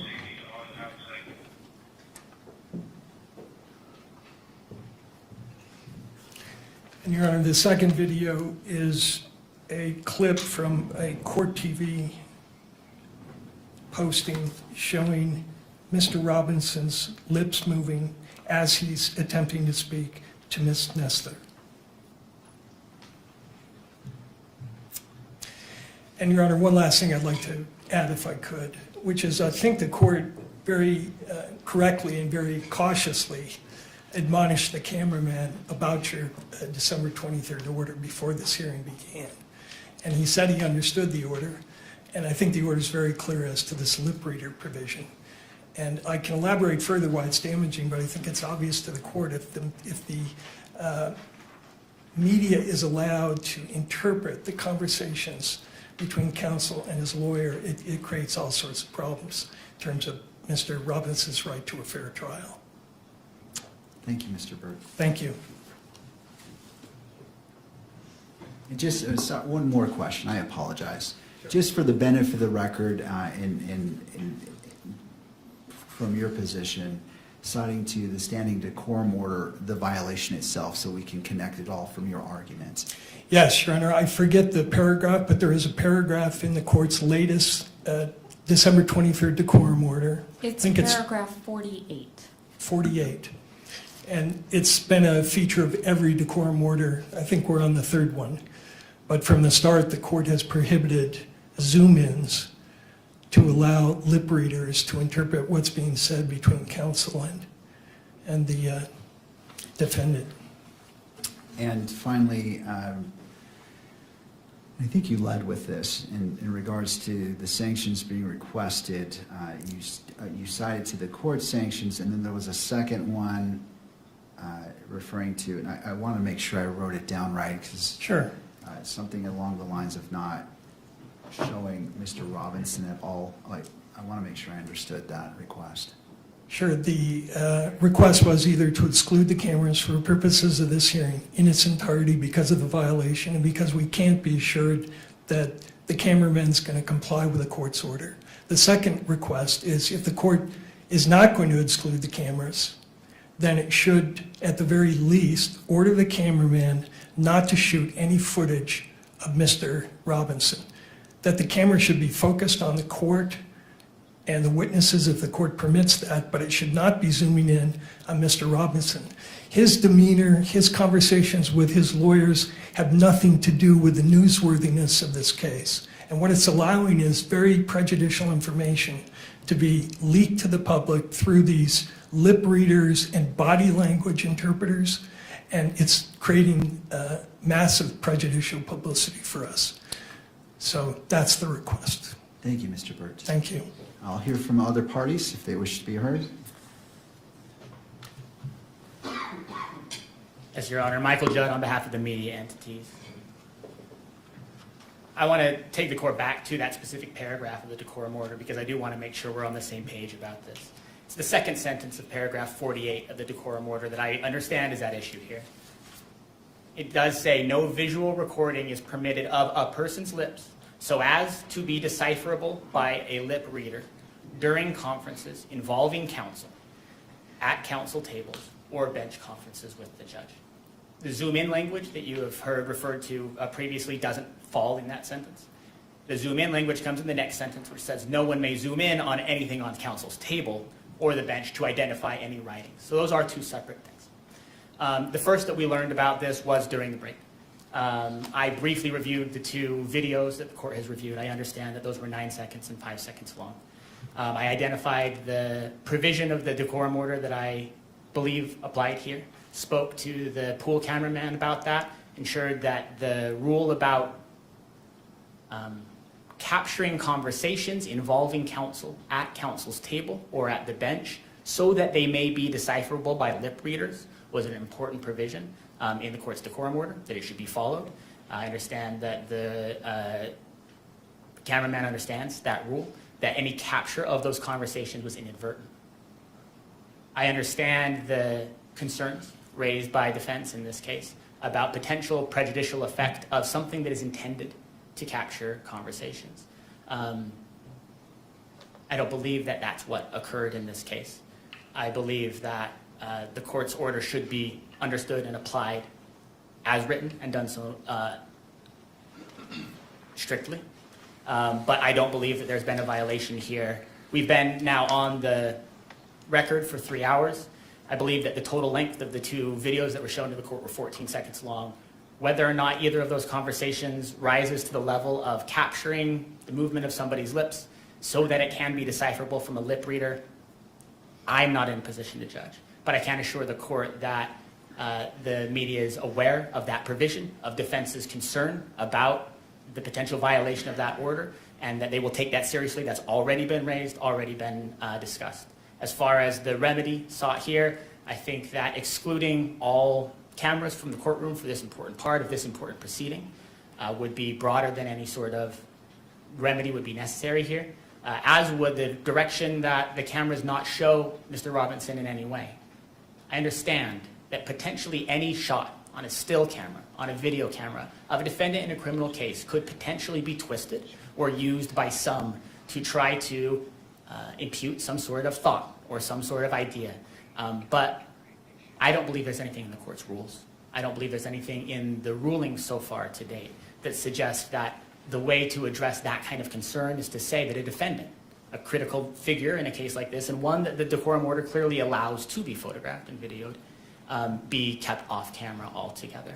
The media continues to take this seriously. Before every single hearing, we speak about the decorum order and what it requires. We recognize the importance of doing it and that there can be consequences if that's not kept. The media understands and hears that, and do not believe that any further reprimand or any sort of further exclusion is necessary here. Thank you.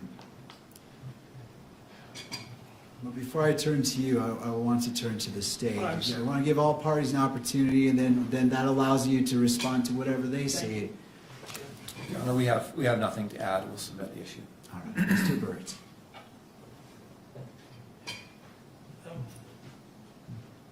Judge, the problem with that explanation, that's the same thing they said last time on December 11th. And on December 11th, there was a same violation. Lip reader. I can pull up for the court what the electronic media did with the prior violation. They hired a lip reader. The lip reader purported to derive a confession from the incident, and they posted that. It's still up there. So it's great that they apologize, but once this kind of damage is done, it is irreparable. And we can't continuously have violations where the media gets up and does this mea culpa, and they just continue to do the same thing. And I point out to the court, this is the same pattern that happened in the Kohlberger case that's discussed in the motion we filed today. And eventually the court there had to order that all coverage of Mr. Kohlberger's face was prohibited. And we attached that order to the motion that was just filed with the court. And I understand the media's desire for dramatic coverage. I understand how they want to incriminate Mr. Robinson. But that process is supposed to happen in a trial, not in the media. And it's a serious violation. It's one that the court should not just blink away and say, I accept the apology, especially after the court was so clear this morning. Calling the cameraman up, asking if he had read the December 23rd order, and his response was, I'm good to go. Meaning he had read it, and presumably he read that provision about zooming in on lips. There's no excuse for it. The court should take some action. Thank you, Mr. Thank you. Anything further from any of the parties before this court makes a ruling on this issue that's before it? No. I just want to make one note, Your Honor. Those clips that I showed you are just small portions of much longer footage that was available in the live stream. That was just what we needed to compartmentalize to get it to Your Honor, but it was a much more extensive period of time. All right. All right, I appreciate this being brought promptly to the court's attention. This is an important issue, and the court takes it very seriously. As it relates to today, well, first, I did put on the record very clearly that there would be potential consequences for any violation of the court's December 23rd, 2025 standing decorum order. For the first part, well, and I've also had a chance to view the two clips that was presented. It was shown to all parties. The first appeared to show an attorney, and Mr. Robinson, speaking for about 9 seconds is what my memory tells me and reminds me. The second clip was for about 5 seconds. I believe it was from a slightly different angle, but it also captured that. And in both instances, I could see Mr. Robinson's lips moving, and I don't remember about the second clip, but I believe in the first clip it also showed counsel's lips moving, but notwithstanding, that was in place. I also refer to the statement made by the counsel for the news media, and going to it is paragraph 48, and I will read it in its entirety. No audio recording is permitted of the conference involving counsel at counsel's tables or during bench conferences with the judge. No visual recording is permitted of a person's lips so as to be decipherable by a lip reader during conferences involving counsel at counsel's table or bench conferences with the judge. No one may zoom in on anything on counsel's tables or the bench to identify any writings. Now, in regards to the zooming, I know there was a representation, and it's easy to, as you're reading, to kind of combine it, but I'm not finding that zooming in relates to the lip reader portion, but that's not material. I do find that, and I'm not a lip reader, so I don't know what the standard is for lip reading, but I do note that 9 seconds in that first clip, one could see his lips moving, and it is a significant time as it relates to this particular issue. It wasn't a passing shot. It was focused on these two persons, and so I find that the decorum order, as it relates to paragraph 48, as it relates to no visual recording is permitted of a person's lips so as to be decipherable by a lip reader, I find that has been violated. In regards to the second clip, 5 seconds, where it shows Mr. Robinson and I believe one of counsel, that I was able to view Mr. Robinson's lips moving. It wasn't a passing shot that it just so happened to capture. It was focused on them. I find that is a violation of paragraph 48 as it relates to no visual recording is permitted of a person's lips so as to be decipherable by a lip reader. Turning to the next section, finding that the violations have been shown as the court has reviewed the purported evidence of these two violations, I turn to the sanctions. Previously, I stated that under Utah Code Section 78B-6-310, if the court finds a person guilty of contempt, the court may impose a fine of up to $1,000, order incarceration in the county jail for up to 30 days, or both. I find that applying this sanction would be disproportionate to what the conduct was in those two clips. And the court notes that it is the court's discretion on whether to apply it or not. I find that the court will not issue this sanction. In addition, the other sanctions the court stated earlier today, in addition, the court may impose the following remedial measures if warranted.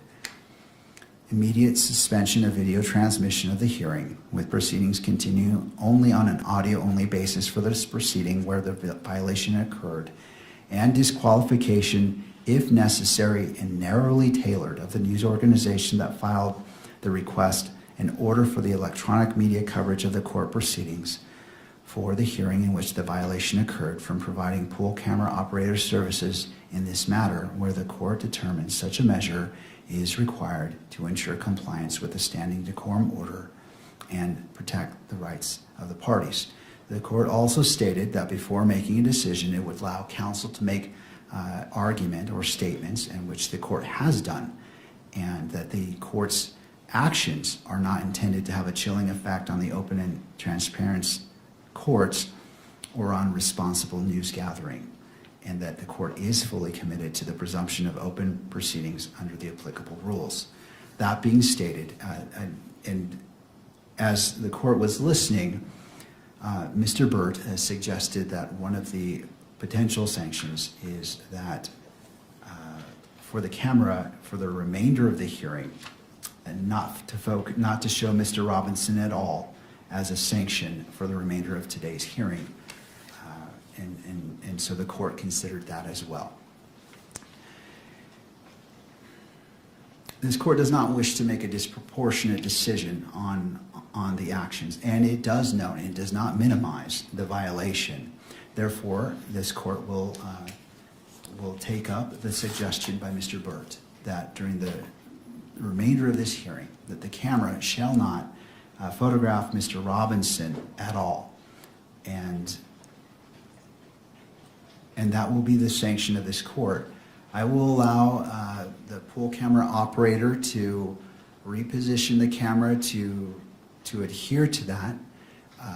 Well, first, sir, I'm going to ask you to come forward because I want to make sure that's even a possibility. And again, I don't mean to put you on the spot. I'm simply, I don't want to set anyone up for failure. I don't want to make an order, and if it's not possible, then further sanctions could apply. And I recognize that it wasn't your anticipation to be on your own camera. But as it relates to not showing shots of Mr. Robinson for the remainder of this hearing, what are your thoughts? I can do that. From where I'm positioned now, I can shoot this lectern, I can shoot the bench, and I can avoid the attorney tables altogether if that is what is desired. All right. Do you need to do any repositioning of the camera to accomplish that? And I'm willing to give you that time to accommodate that. I just, again, I don't want to set you up for failure given what's happened. And so what are your thoughts? No, I think the position I'm in, I am okay to avoid the attorney tables at this point and just shoot, this forward part of the courtroom. All right. Thank you. Thank you, sir. All right. Turning to the parties, any clarification needed about the order of this court and the sanction that is imposed?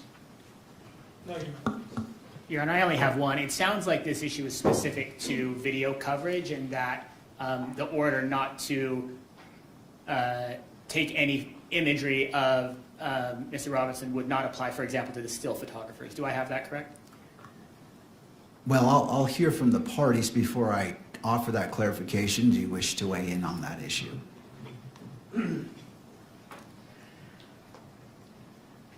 Just to indicate to the court that one of the problems is not just with the audio, with the video coverage, but most of the coverage is not covering the proceedings so much as close-ups of Mr. Robinson and comments about his demeanor. So if they catch him in a moment speaking civilly to his attorneys and he happens to smile, that then is twisted into evidence that he's some sort of a remorseless killer. So that applies to the still photography as much as what's going on with the video. So we'd ask the court not to permit still photography, at least for purposes of today.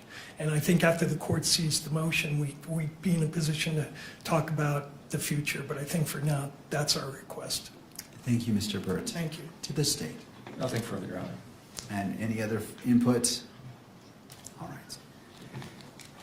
This court narrowly tailors its decision as to the violation, and the violation comes from the camera, the pool camera providing live feed. It doesn't come from the photographer.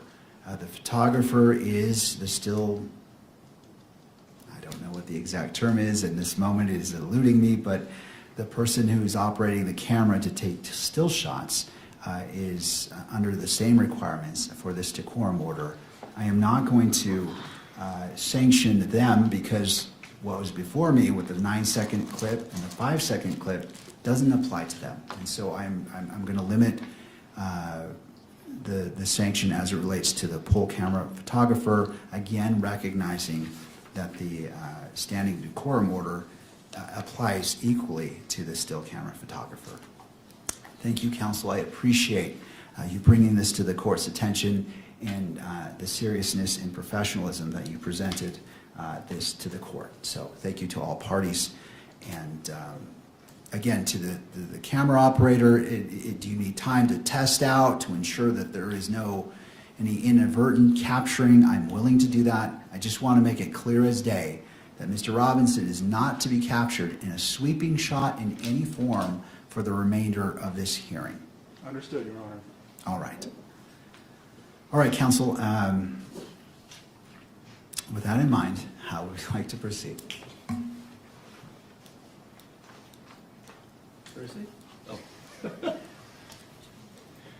We'd ask the court to, and the clerk to swear in Mr. Gray.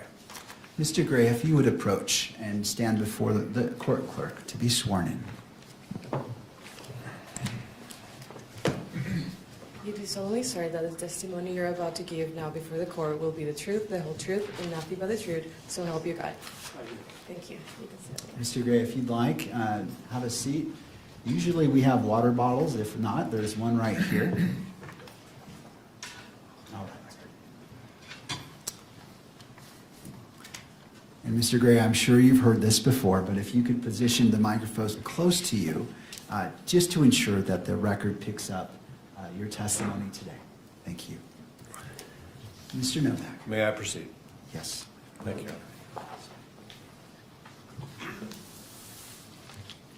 Mr. Gray, how long have you been associated with the Utah County State Attorney's Office?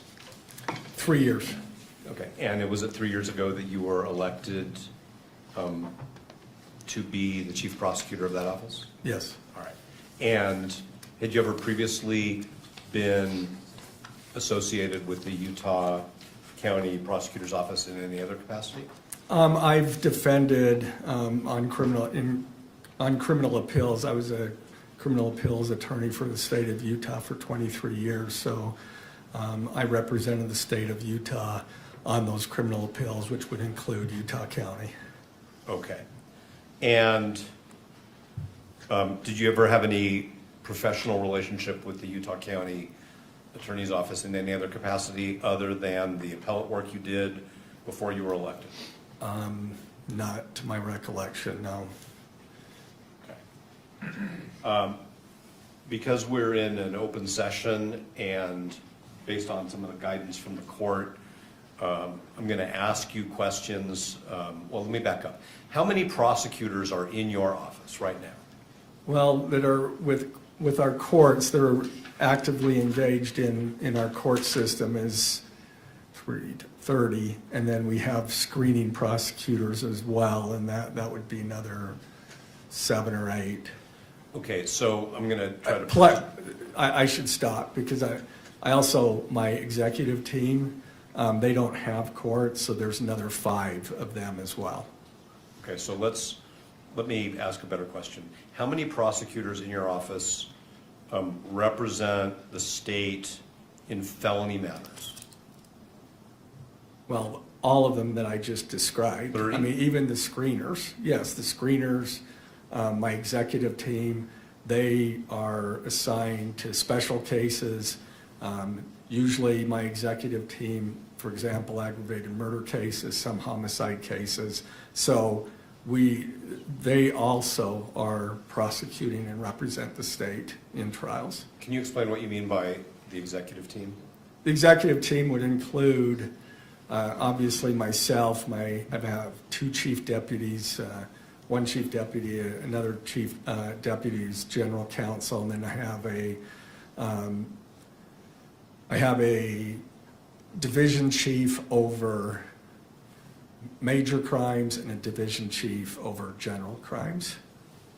So is it fair to say that there are at least 24 prosecutors in your office who have substantial experience prosecuting serious offenses?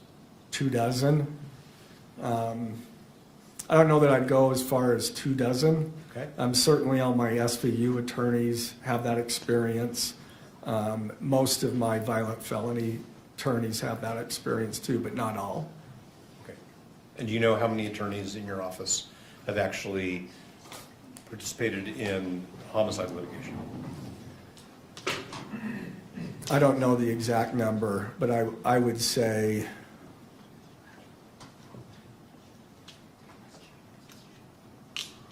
maybe 15. Okay.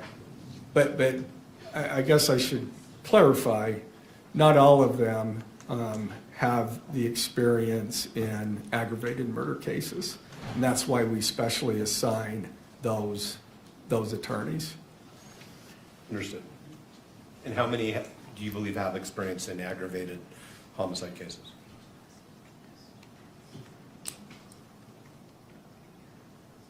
Probably 7 or 8. And are all 7 or 8 assigned to this case? No.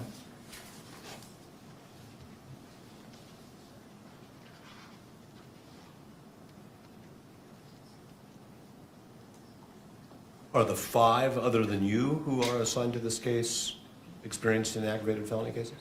4, well, either 3 or 4. Of the 5? Yeah. Okay. All right, now I'm going to ask you some questions about a specific member of your office. And because the court may or may not ultimately order that attorney's identity remain sealed, you know what I mean by the word sealed, right? Yes. I'm going to refer to that person as Prosecutor A, okay? You all right with that? Sure. Okay. So how long have you known Prosecutor A? About 3 years. In your work as appellate counsel for the state, did you have any contact with Prosecutor A? I may have. I don't recall. We generally send something out to, when we get an appeal, we generally send, the AG's office, we send something out to the prosecutor, ask them to fill out anything that we should know. More often than not, they never send us anything. And because it's an appeal, I mean, we're bound by the record. So there's not usually an occasion, but sometimes there is. But I couldn't say for sure that I've never talked. I certainly don't remember ever talking to him, though I could have. Okay. Is Prosecutor A member of your executive team? Yes, Okay. And did you select Prosecutor A to be a member of your executive team? yes, And that was at the beginning of your Yes. tenure as the Utah County Attorney? yes, All right. And so you've had close working contact with Prosecutor A, who's a member of your executive team for the past 3 years? yes, And that, unless you're out of the office traveling or on vacation, that's basically every work day of the month, correct? yes. All right. And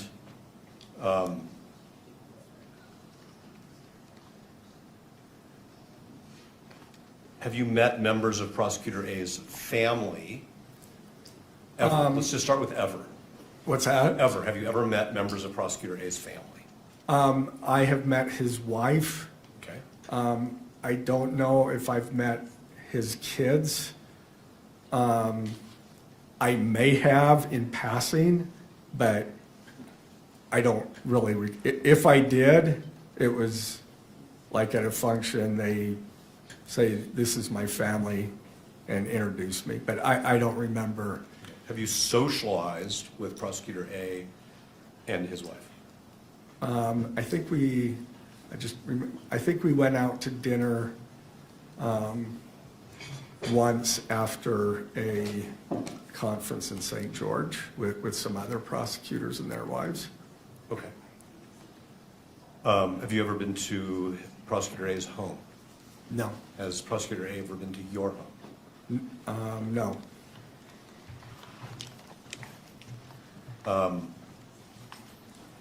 You engage in recreational activities in any way with Prosecutor A? no, Whatever you do, running, pickleball? no. I need to do more running, but unfortunately I don't. All right, understood.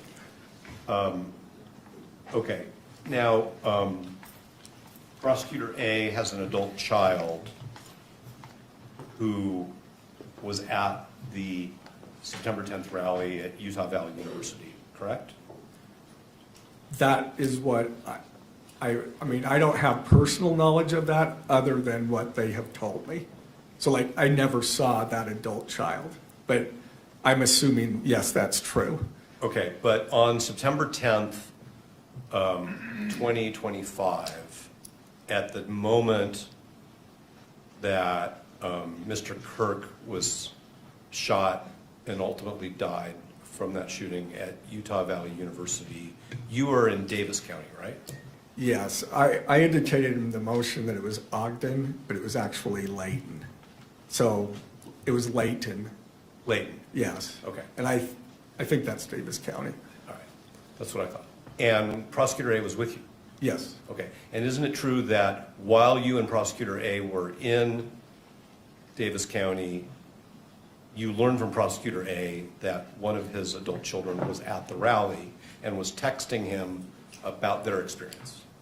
Yes, I mean, we had just broken for lunch, and he showed me the text, Charlie Kirk got shot. And that was a text that he showed you was from one of his children, right? Yes, And you knew at the time that it was a text from one of his children, right? yes. What did he say to you? So I'm talking about Prosecutor A. He said, look at what my child just showed me. And that's about it. And then he said, you know, I should be getting down to UVU. Okay, and then he left. Yes.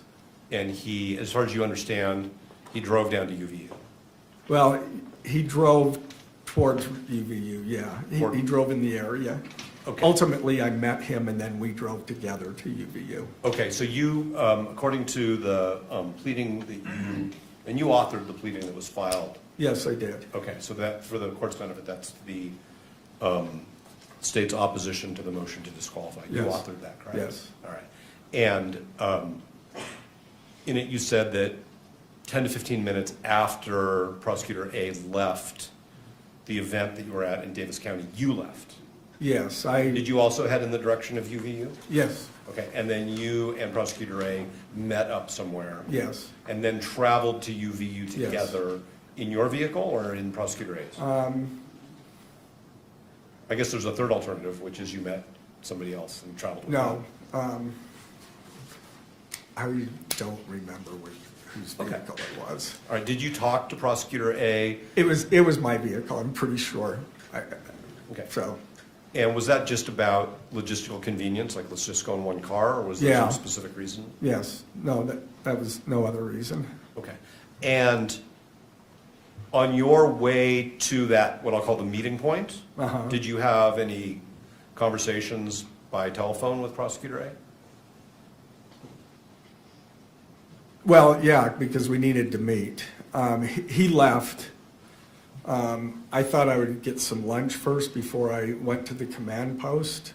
I got about halfway through that and said my mind was not on it. I needed to go to there. And so then we called, I believe I called him or he called, I'm not sure who called who, but then we met. We hadn't arranged that when he left. Understood.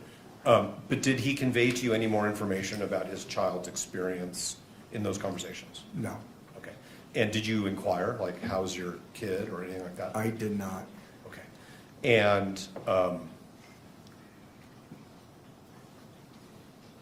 so you met up and then you went to the command post, which was established near the university, correct? It was at the university. Okay. Was it inside one of the buildings? What's that? It was inside one of the academic buildings? Yes. All right. And did you see Prosecutor A's child there when you were there? No. Were you introduced to that person? No. Okay. Did you have any conversations with Prosecutor A about whether they should stick around and wait? No. Did you? My understanding, based on, my understanding was that everybody had left. We were told that most of the students had left. They had not or attendees. So, Okay, so as far as you know, Prosecutor A's adult child had left the university before you. as far as I know, my understanding was that, you know, most of the students had fled. That first they went into buildings or whatever, and then they made their way out.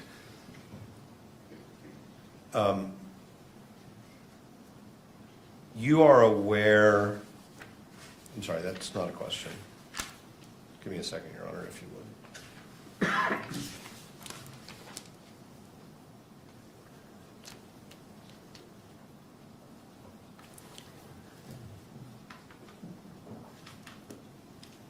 Okay, so did you spend time with Prosecutor A at the command post on September 10th at UVU? I mean, yes, I mean, we were going different places, but there would be times that we would meet up. But off and on is all I can say. Okay. And did there come a time, either on the 10th or shortly thereafter, where he provided you with some information about how his adult child was doing, having been at the You know, I don't remember him ever saying anything about that, and I never asked. I probably should have, but I don't remember any conversation regarding his child.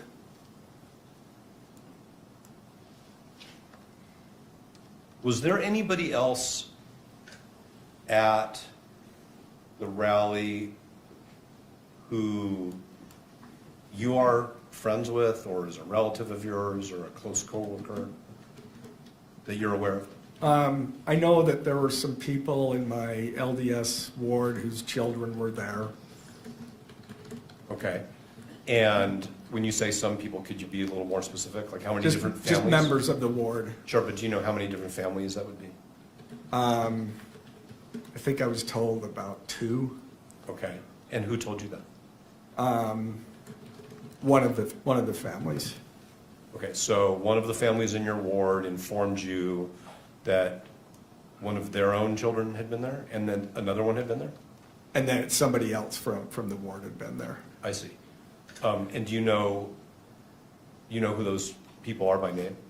I'm not asking you their names, I just want to know if you came to learn who they are. Yeah, I came to learn who they are, yeah. Okay. And are you close with those people? I mean, we're casual friends with one of them. But I don't think I learned that until well after we'd filed the information. Understood. When did you learn that? Sometime after. I don't know.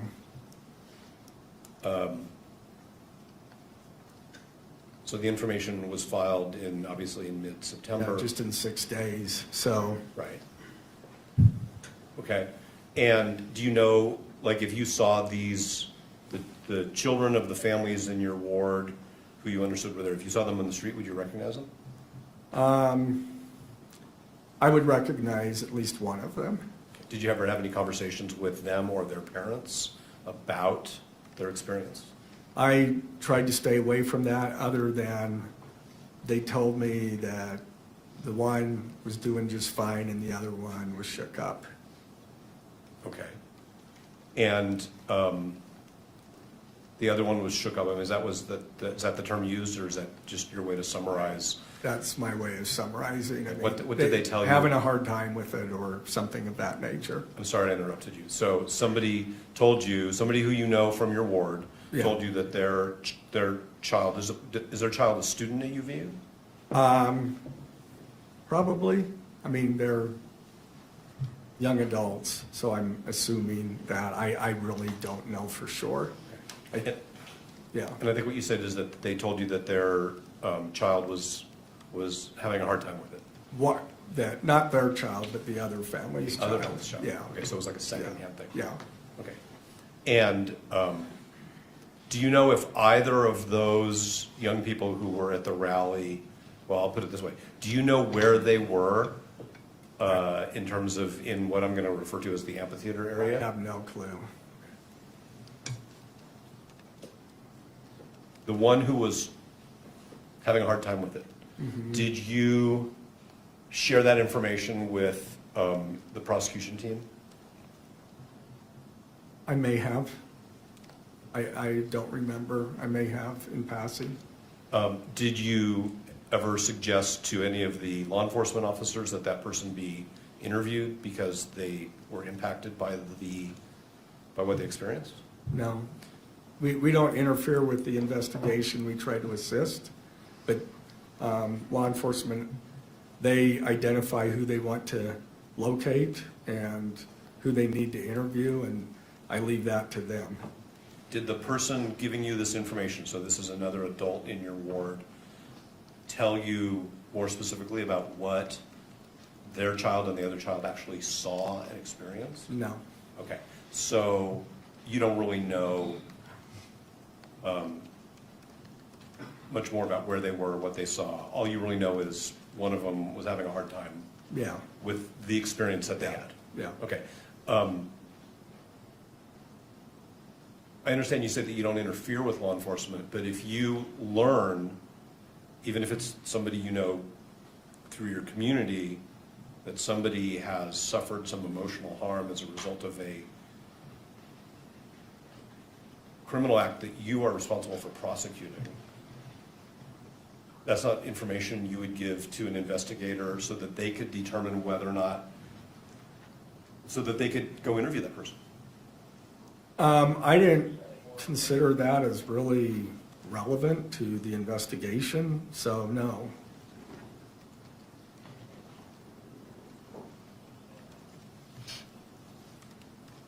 The fact that this young person was having a tough time with what they experienced is what you're saying isn't relevant? When lawyers use the word relevant, we got to. Well, it's relevant to them. As far as relevant as to our case, I don't believe so, no. Okay, understood.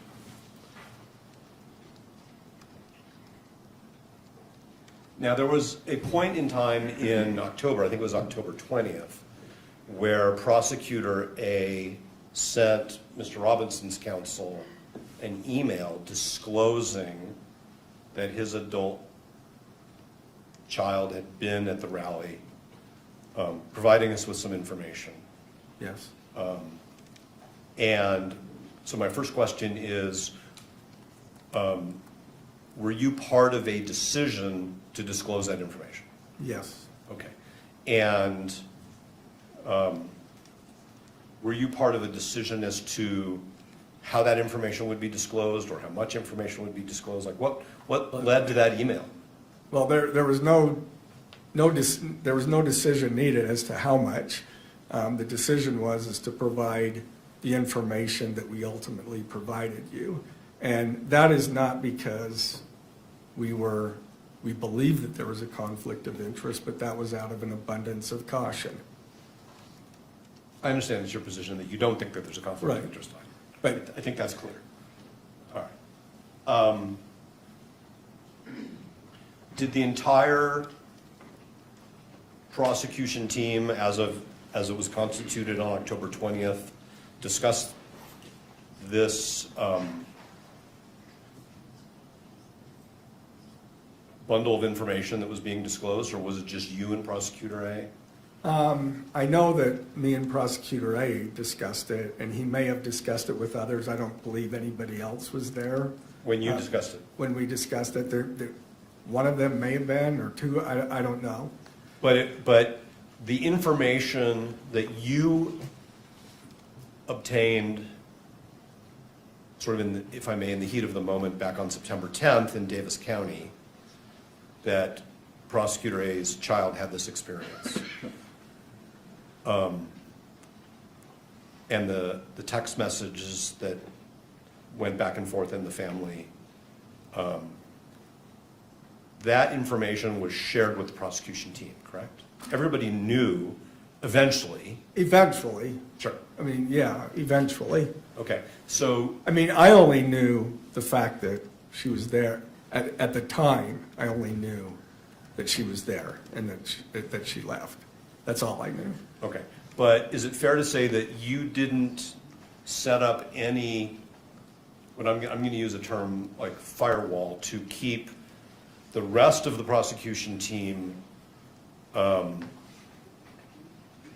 isolated from this information that one of their colleagues' children had this experience at UVU on September 10th? No, Is there a written policy in your office, either that existed when you arrived or that you've prepared since then, for how to evaluate whether one of your prosecutors needs to be screened off from a case? you know, I'm not sure. I mean, we have those conflicts that come. I mean, the biggest thing on screening for us is if there's a potential conflict where information that the defendant has, one of our prosecutors has, because that's why you screen cases, is to make sure that shared confidences aren't also disclosed to, shared confidences with the defendant aren't shared with the prosecutor. But you could agree with me that there are other types of conflicts that can arise other than what we might call the, privileged communication. There may be, I mean, I think there can be, I can't think of any right now, but I think the rules are pretty clear with respect to shared confidences. You can't, screening isn't the end all, of how you treat conflicts. I mean, generally speaking, we will just conflict out to another office if we feel like we need to. One example, well, I won't go into that, but I mean, we've been threatened before, and there was an investigation, and of course, we conflicted it to a different prosecutor's office, because in that case, we were potential targets of this individual. Understood. Okay, so you're not sure if there's a written screening protocol, but what you're saying is when we know it when we see it. Well, Sort of what I'm hearing you say. sometimes we do. Sometimes I've had attorneys that felt like they couldn't talk after they've been conflicted out to at least know the victim, but notify the victim that that we were going to switch the prosecution. But there may be, I just honestly don't know. We keep an eye on those things and rely on our attorneys to notify us when there is a conflict.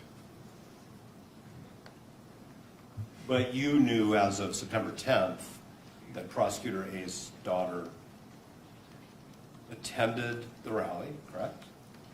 Was in the crowd, correct?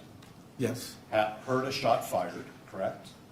That, at that moment, I don't know that I knew that. Okay, but you know it as of today.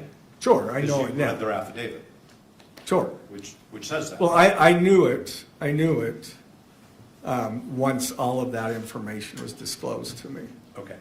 And that they had to, with many, many, many hundreds of other people, run for cover and get out of the open space where they were, correct? Yeah, I don't know that they had to, but that's what they did. Well, you've seen the video you've probably seen many videos of Right. that day, right? Yes. And weren't there law enforcement officers basically directing everybody to leave the open space so that they could I don't secure know it? that I remember seeing those videos of the students or attendees leaving. I mean, I know that they left. I know that they ran away. What we learned later is that the shooter left immediately after the shot. So, Right, but at the time of a shooting, you don't know Sure. how many shooters there are, Absolutely, if there's going to be absolutely. follow-up, Right. if there are explosive devices, like all those things, right? sure. Okay, so let me ask you these questions about, well, instead of giving you a headline, I'll just ask the question.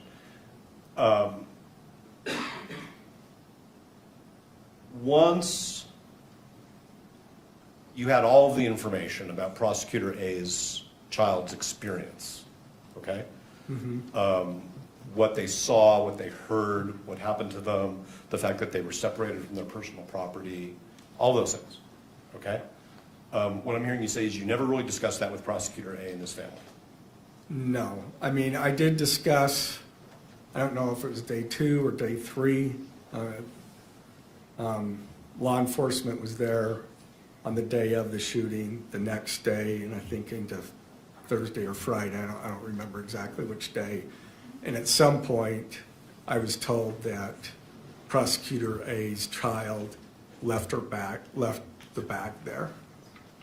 Okay.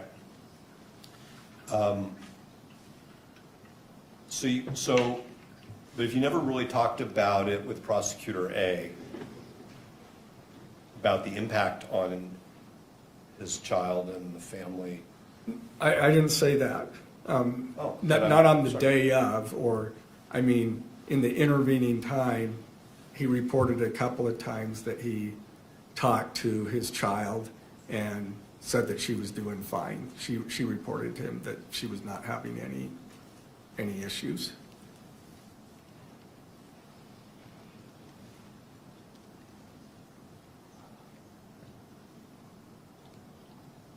Did you ever ask him, well, what about you? I mean, your kid was at this. I didn't. Not that I recall. Did you ever consult with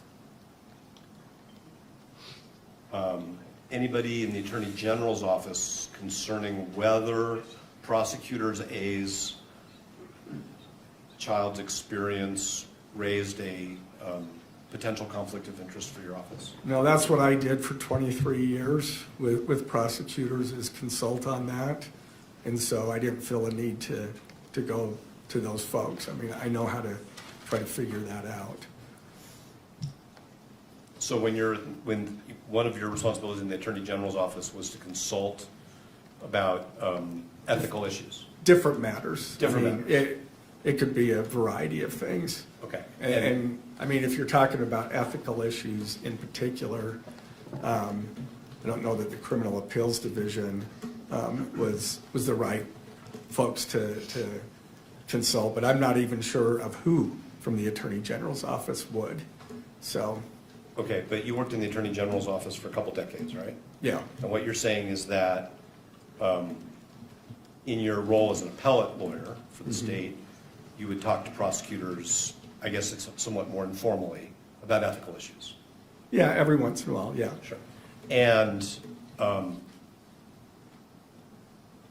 so my question is whether you reached out to anybody in the Attorney General's office about this particular issue.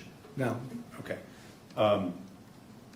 Did you, and when I say you, I really mean you or anybody in your office on your behalf, Okay. okay? Because you're the chief prosecutor, right? Yeah. So when I say you, I Yes. mean you and Okay. people who work for you. What about the Utah State Bar? No. I mean, they give ethics guidance to attorneys on all kinds of issues, right? Yes. Okay. But no No. reach out. Other county attorneys in Utah, in other words, your colleagues who are elected chief prosecutors in their counties, did you discuss this with any of them? No. Are you a member of organizations of what I'll call chief prosecutors? I'm a member of the Utah County and District Attorneys Association, Okay. UCDAA. I'm actually the president of that organization. I'm a member of SWAP, which is the statewide association of public attorneys and prosecutors. I'm actually the president-elect of that organization. That's a lobbying organization. Okay. And do these associations have any mechanism for providing ethical guidance to their members? No. I mean, when we have questions, we may shoot out an email and ask about things. Did you do that in this No. situation? I consulted no one other than my team. Okay. I'm going to ask you 3 more categories just to be clear. Okay. Did you reach out to any law professors who No. report to be ethics experts? No. Did you speak with any judicial officers No. about it? Court reporter, get the question and the answer. Oh, there you are. Well, I just said that I have talked to no one other than my team, so. Okay.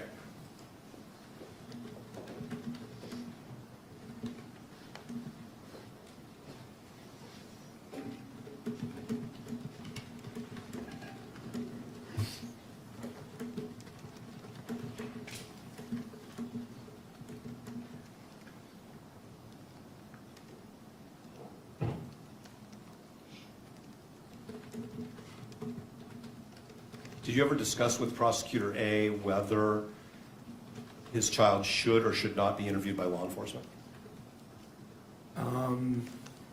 No. Are you aware of any? Maybe, I don't remember. I'm Okay, so that may be important. Do you want to take a minute to think about that? What's that? That may be important. Would you like to take a moment to think about it? I don't remember. I don't think so, but I do not remember.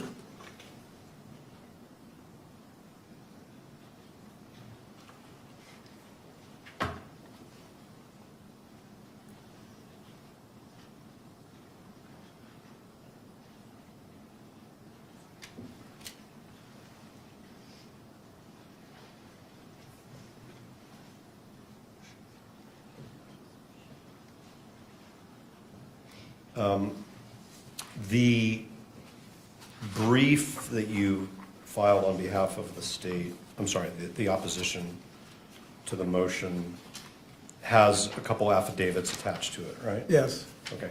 And one of those is the affidavit of Cole Christensen, Yes.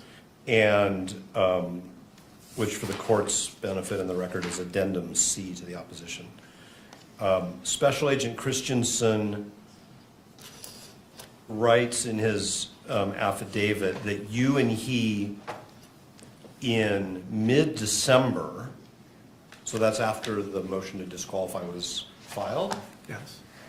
went to UVU and basically conducted some observations and measurements, right? Yeah, he was investigating that part. I did go with him because it doesn't involve trial. It's never going to come out in trial. So I did go there and assisted him. But he also had another officer there so that anything that I did could be corroborated by that officer. Okay, but isn't it fair to say that basically what happened there is you said, generally, Mr. Robinson's defense counsel have filed this motion to disqualify. I want to have some measurements done because I want to figure out what risks there were to Prosecutor A's child based on where they were and where you believe the shooter was, right? Yeah, we have very good evidence of where the shooter was. Okay, so I want to, And it was based on Prosecutor A's child indicated where the location that they were, I'll use they, and based on the evidence of where the shooter was. So we wanted to confirm that. Now they didn't know where, obviously where the shooter was, but we wanted to confirm based on, we knew where the shooter was, and so we wanted to confirm that that they weren't in the line of fire.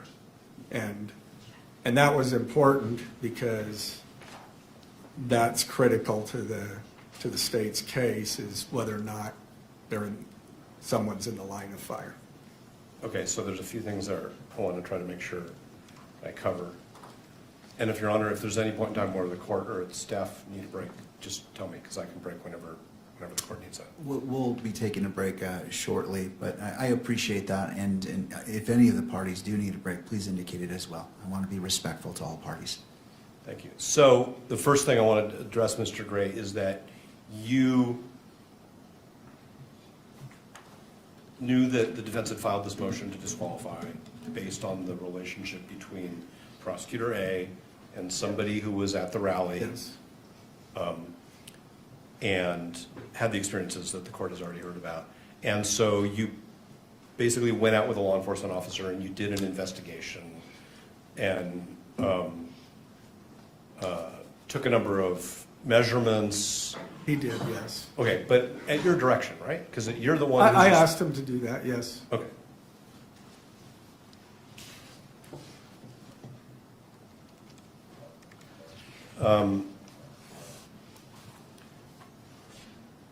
You say in connection with that there are some uncontested issues in this case. Yes. That's a term you used in your brief, right? I'm sure that you will tell me where they're not contested, but. Well, every issue is contested, right? I mean, the So state, is it, okay, go ahead. I'm not trying to have a argument because the court reporter Yeah. doesn't like. I when we stopped, speak over so each other. I'm not. And I'm bad at that too, and I have been for a very long time. But your measurements as documented in Mr. Christensen's affidavit, Special Agent Christensen's affidavit, are of things that you say are uncontested. But I just want to make sure. So can I clarify that? I never said that the measurements were not contested. I said what was not contested is the fact of the things that Child A could testify to. That's what I was referring to is what's not contested. Child A, as demonstrated in the affidavit, can testify that Child A was there, that her Child A's location, and what the crowd did, what she did, and then what she ran in. That's what's uncontested. But aren't these also uncontested things which you, contested issues which you seem to suggest to the court are uncontested, and that is that the shooter was on the roof? No, I didn't say that was uncontested. I said what she could testify to is uncontested.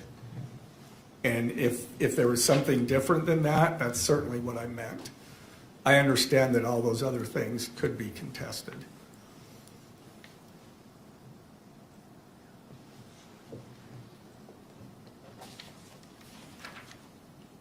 Okay. You've made yourself a witness to evidence that you've used to try to advocate to the court that there's no conflict of interest, right? I mean, you basically, even though you're representing the state, you went out and you participated in a what you hope is a systematic way to measure whether Prosecutor A's daughter was in a line of sight from the place where the state alleges the shooter Sure. was, right? Sure. Okay. But as far as making myself a witness, I was careful to make sure that there was Cole Christensen and then an officer from UVU. If you look at the case law says that prosecutors can participate in these interviews and so forth. What we do is make sure that someone else is there so that we don't have to testify. And the defense can't force the prosecutor to testify under those circumstances. That's the case law. And it won't surprise you that competent defense counsel have the same practice. We don't interview witnesses without investigators present. Right. And this was no different than that. Understood.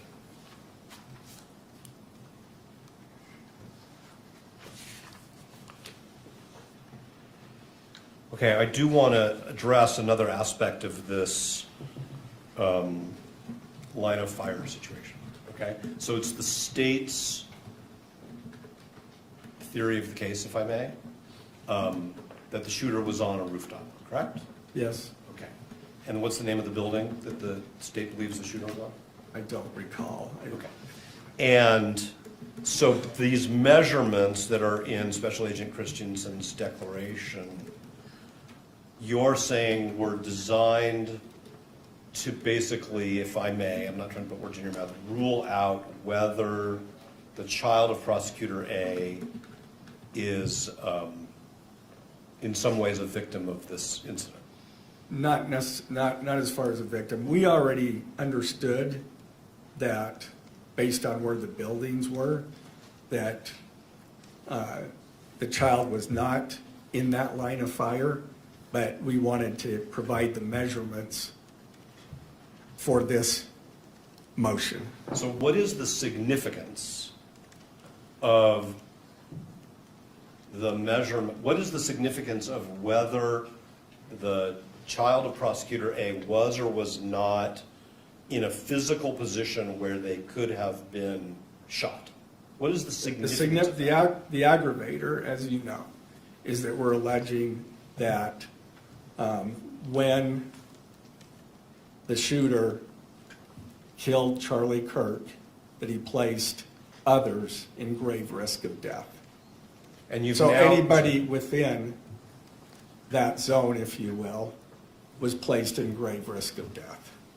okay, and so you've now gone out and you've done these measurements from the place where you believe the shooter was, and anybody who who's positioning at the rally, there's no line of sight, you're basically excluding all of those people from being among those referenced by that aggravator. That's our understanding. We'd have a very difficult time proving that others beyond that point were also in that line of danger. I mean, we could, I guess, we could make the argument, but that would be difficult to prove. And so is it your position that because this adult child would not fall within the category of people to whom the aggravator applies, there's no other connection between those people and the prosecution? Not the crime. I mean, again, depending on whether, again, I rely on law enforcement to provide us with whether they have something helpful or not. We were able to determine based on what the prosecutor's child, there was nothing useful. There was no need to provide anything.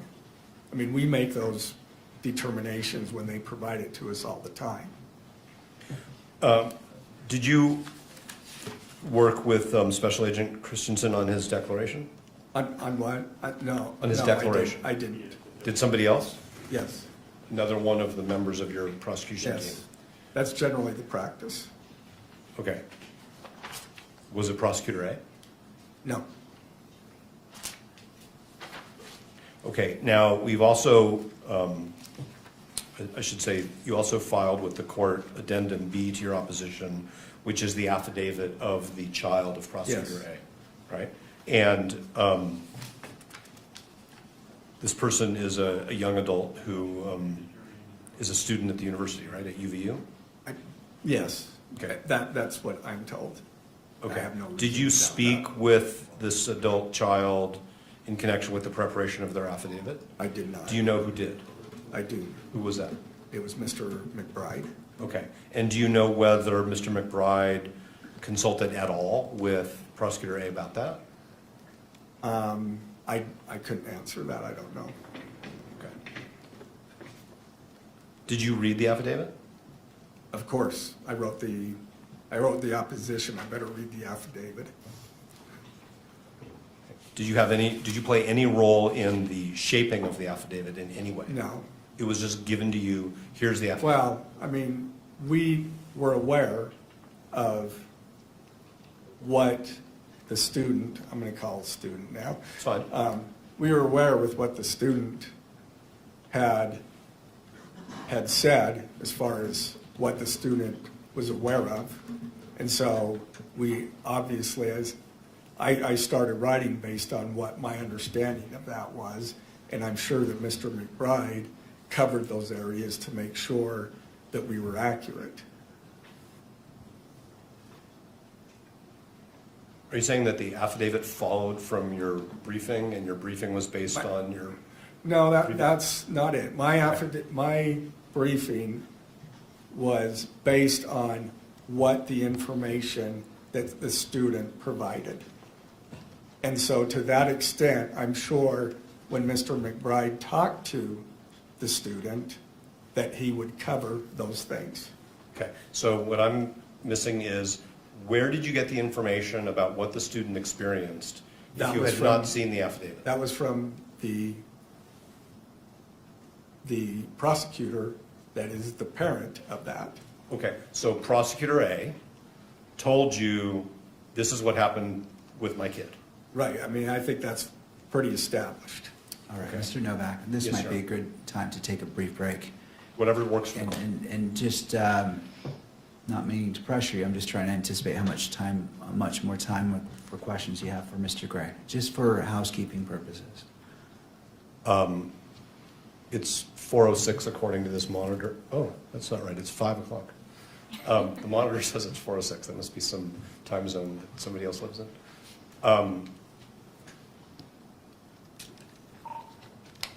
At least another 20 minutes. All right. So we'll take a 10 to 15-minute break, and perhaps council can confer in regards to housekeeping, how we wish to address the remainder of the witnesses, whether in a setting today or a different setting. I'm not saying which way, but if you wouldn't mind consulting, and we can discuss that briefly when the recess is over. That's fine. Do you want to give us some guidance on what works for the court and its staff? Because I didn't know it was 5 o'clock, but it is. Right. Go ahead and discuss that, and I'll talk with staff as well. That it gives me time to speak with them, and then we can confer on Very well. with that. All Thank right. you. Court will be in a brief recess for 10 to 15 minutes. And Mr. Gray, we discussed this with the court staff, who didn't object, that since it's 5:20 on a Friday, we should recess now and reconvene on February 3rd. As previously scheduled, we have a hearing that day, if that works for the court. So that's what we think we should do. All right. And so that was a consensus I was leaning toward. However, I think it may be appropriate to finish out this testimony and be done with that. And that way, when we start up, we're starting with a new witness. It's a little bit awkward to break, especially over this space of time, because he won't be able to talk. He'll be on the stand, and he can't talk to anybody about his potential testimony because he's under oath, and he's still technically on the stand until February 3rd, and that could create complications given the nature of his profession and the office. I assume that the state has some questions for their Yes. witness, and then I would. Oh, I see. We're probably an hour and a half Okay. adding everything No, up from now. you know what, you're right, all right. All right, well, that makes sense. And to all parties, that's the consensus, the stipulation Yes. to the state? All right, thank you. And Mr. Gray did tell us that he has a flight later this evening, and just for total transparency, Mr. Burt and I have a flight to California, which boards in 2 hours from Salt Lake. So, Your Honor, obviously, we're not asking that he not be allowed to communicate with the county attorney's office. If they Sure. just don't discuss his testimony, that'll be sufficient as officers of the court. I appreciate that guidance. I just want to make that clear. It is a little bit tricky when somebody's on the stand and they come off the Understood. stand. All right, well, I believe we do have a hearing set for February 3rd at 1 o'clock. Does that comport with everyone's notes? yes. And we'll go ahead and reconvene at that time and continue this hearing, and we can take it from there. Does any party wish the benefit of the record? I don't think we need to ask the court to order the witnesses to return or serve new subpoenas. Yeah, no, I think the witnesses are planning on attending to that hearing as well. We'll make sure that that's, We don't need the record for that. All If right. we are told we need a new subpoena for any reason, we'll do it. All right. Thank you, Your Honor. Thank you, counsel. I appreciate your hard work today. I wish you a good afternoon and a weekend, as well as to Mr. Robinson. Court is in recess. Thank you. All right.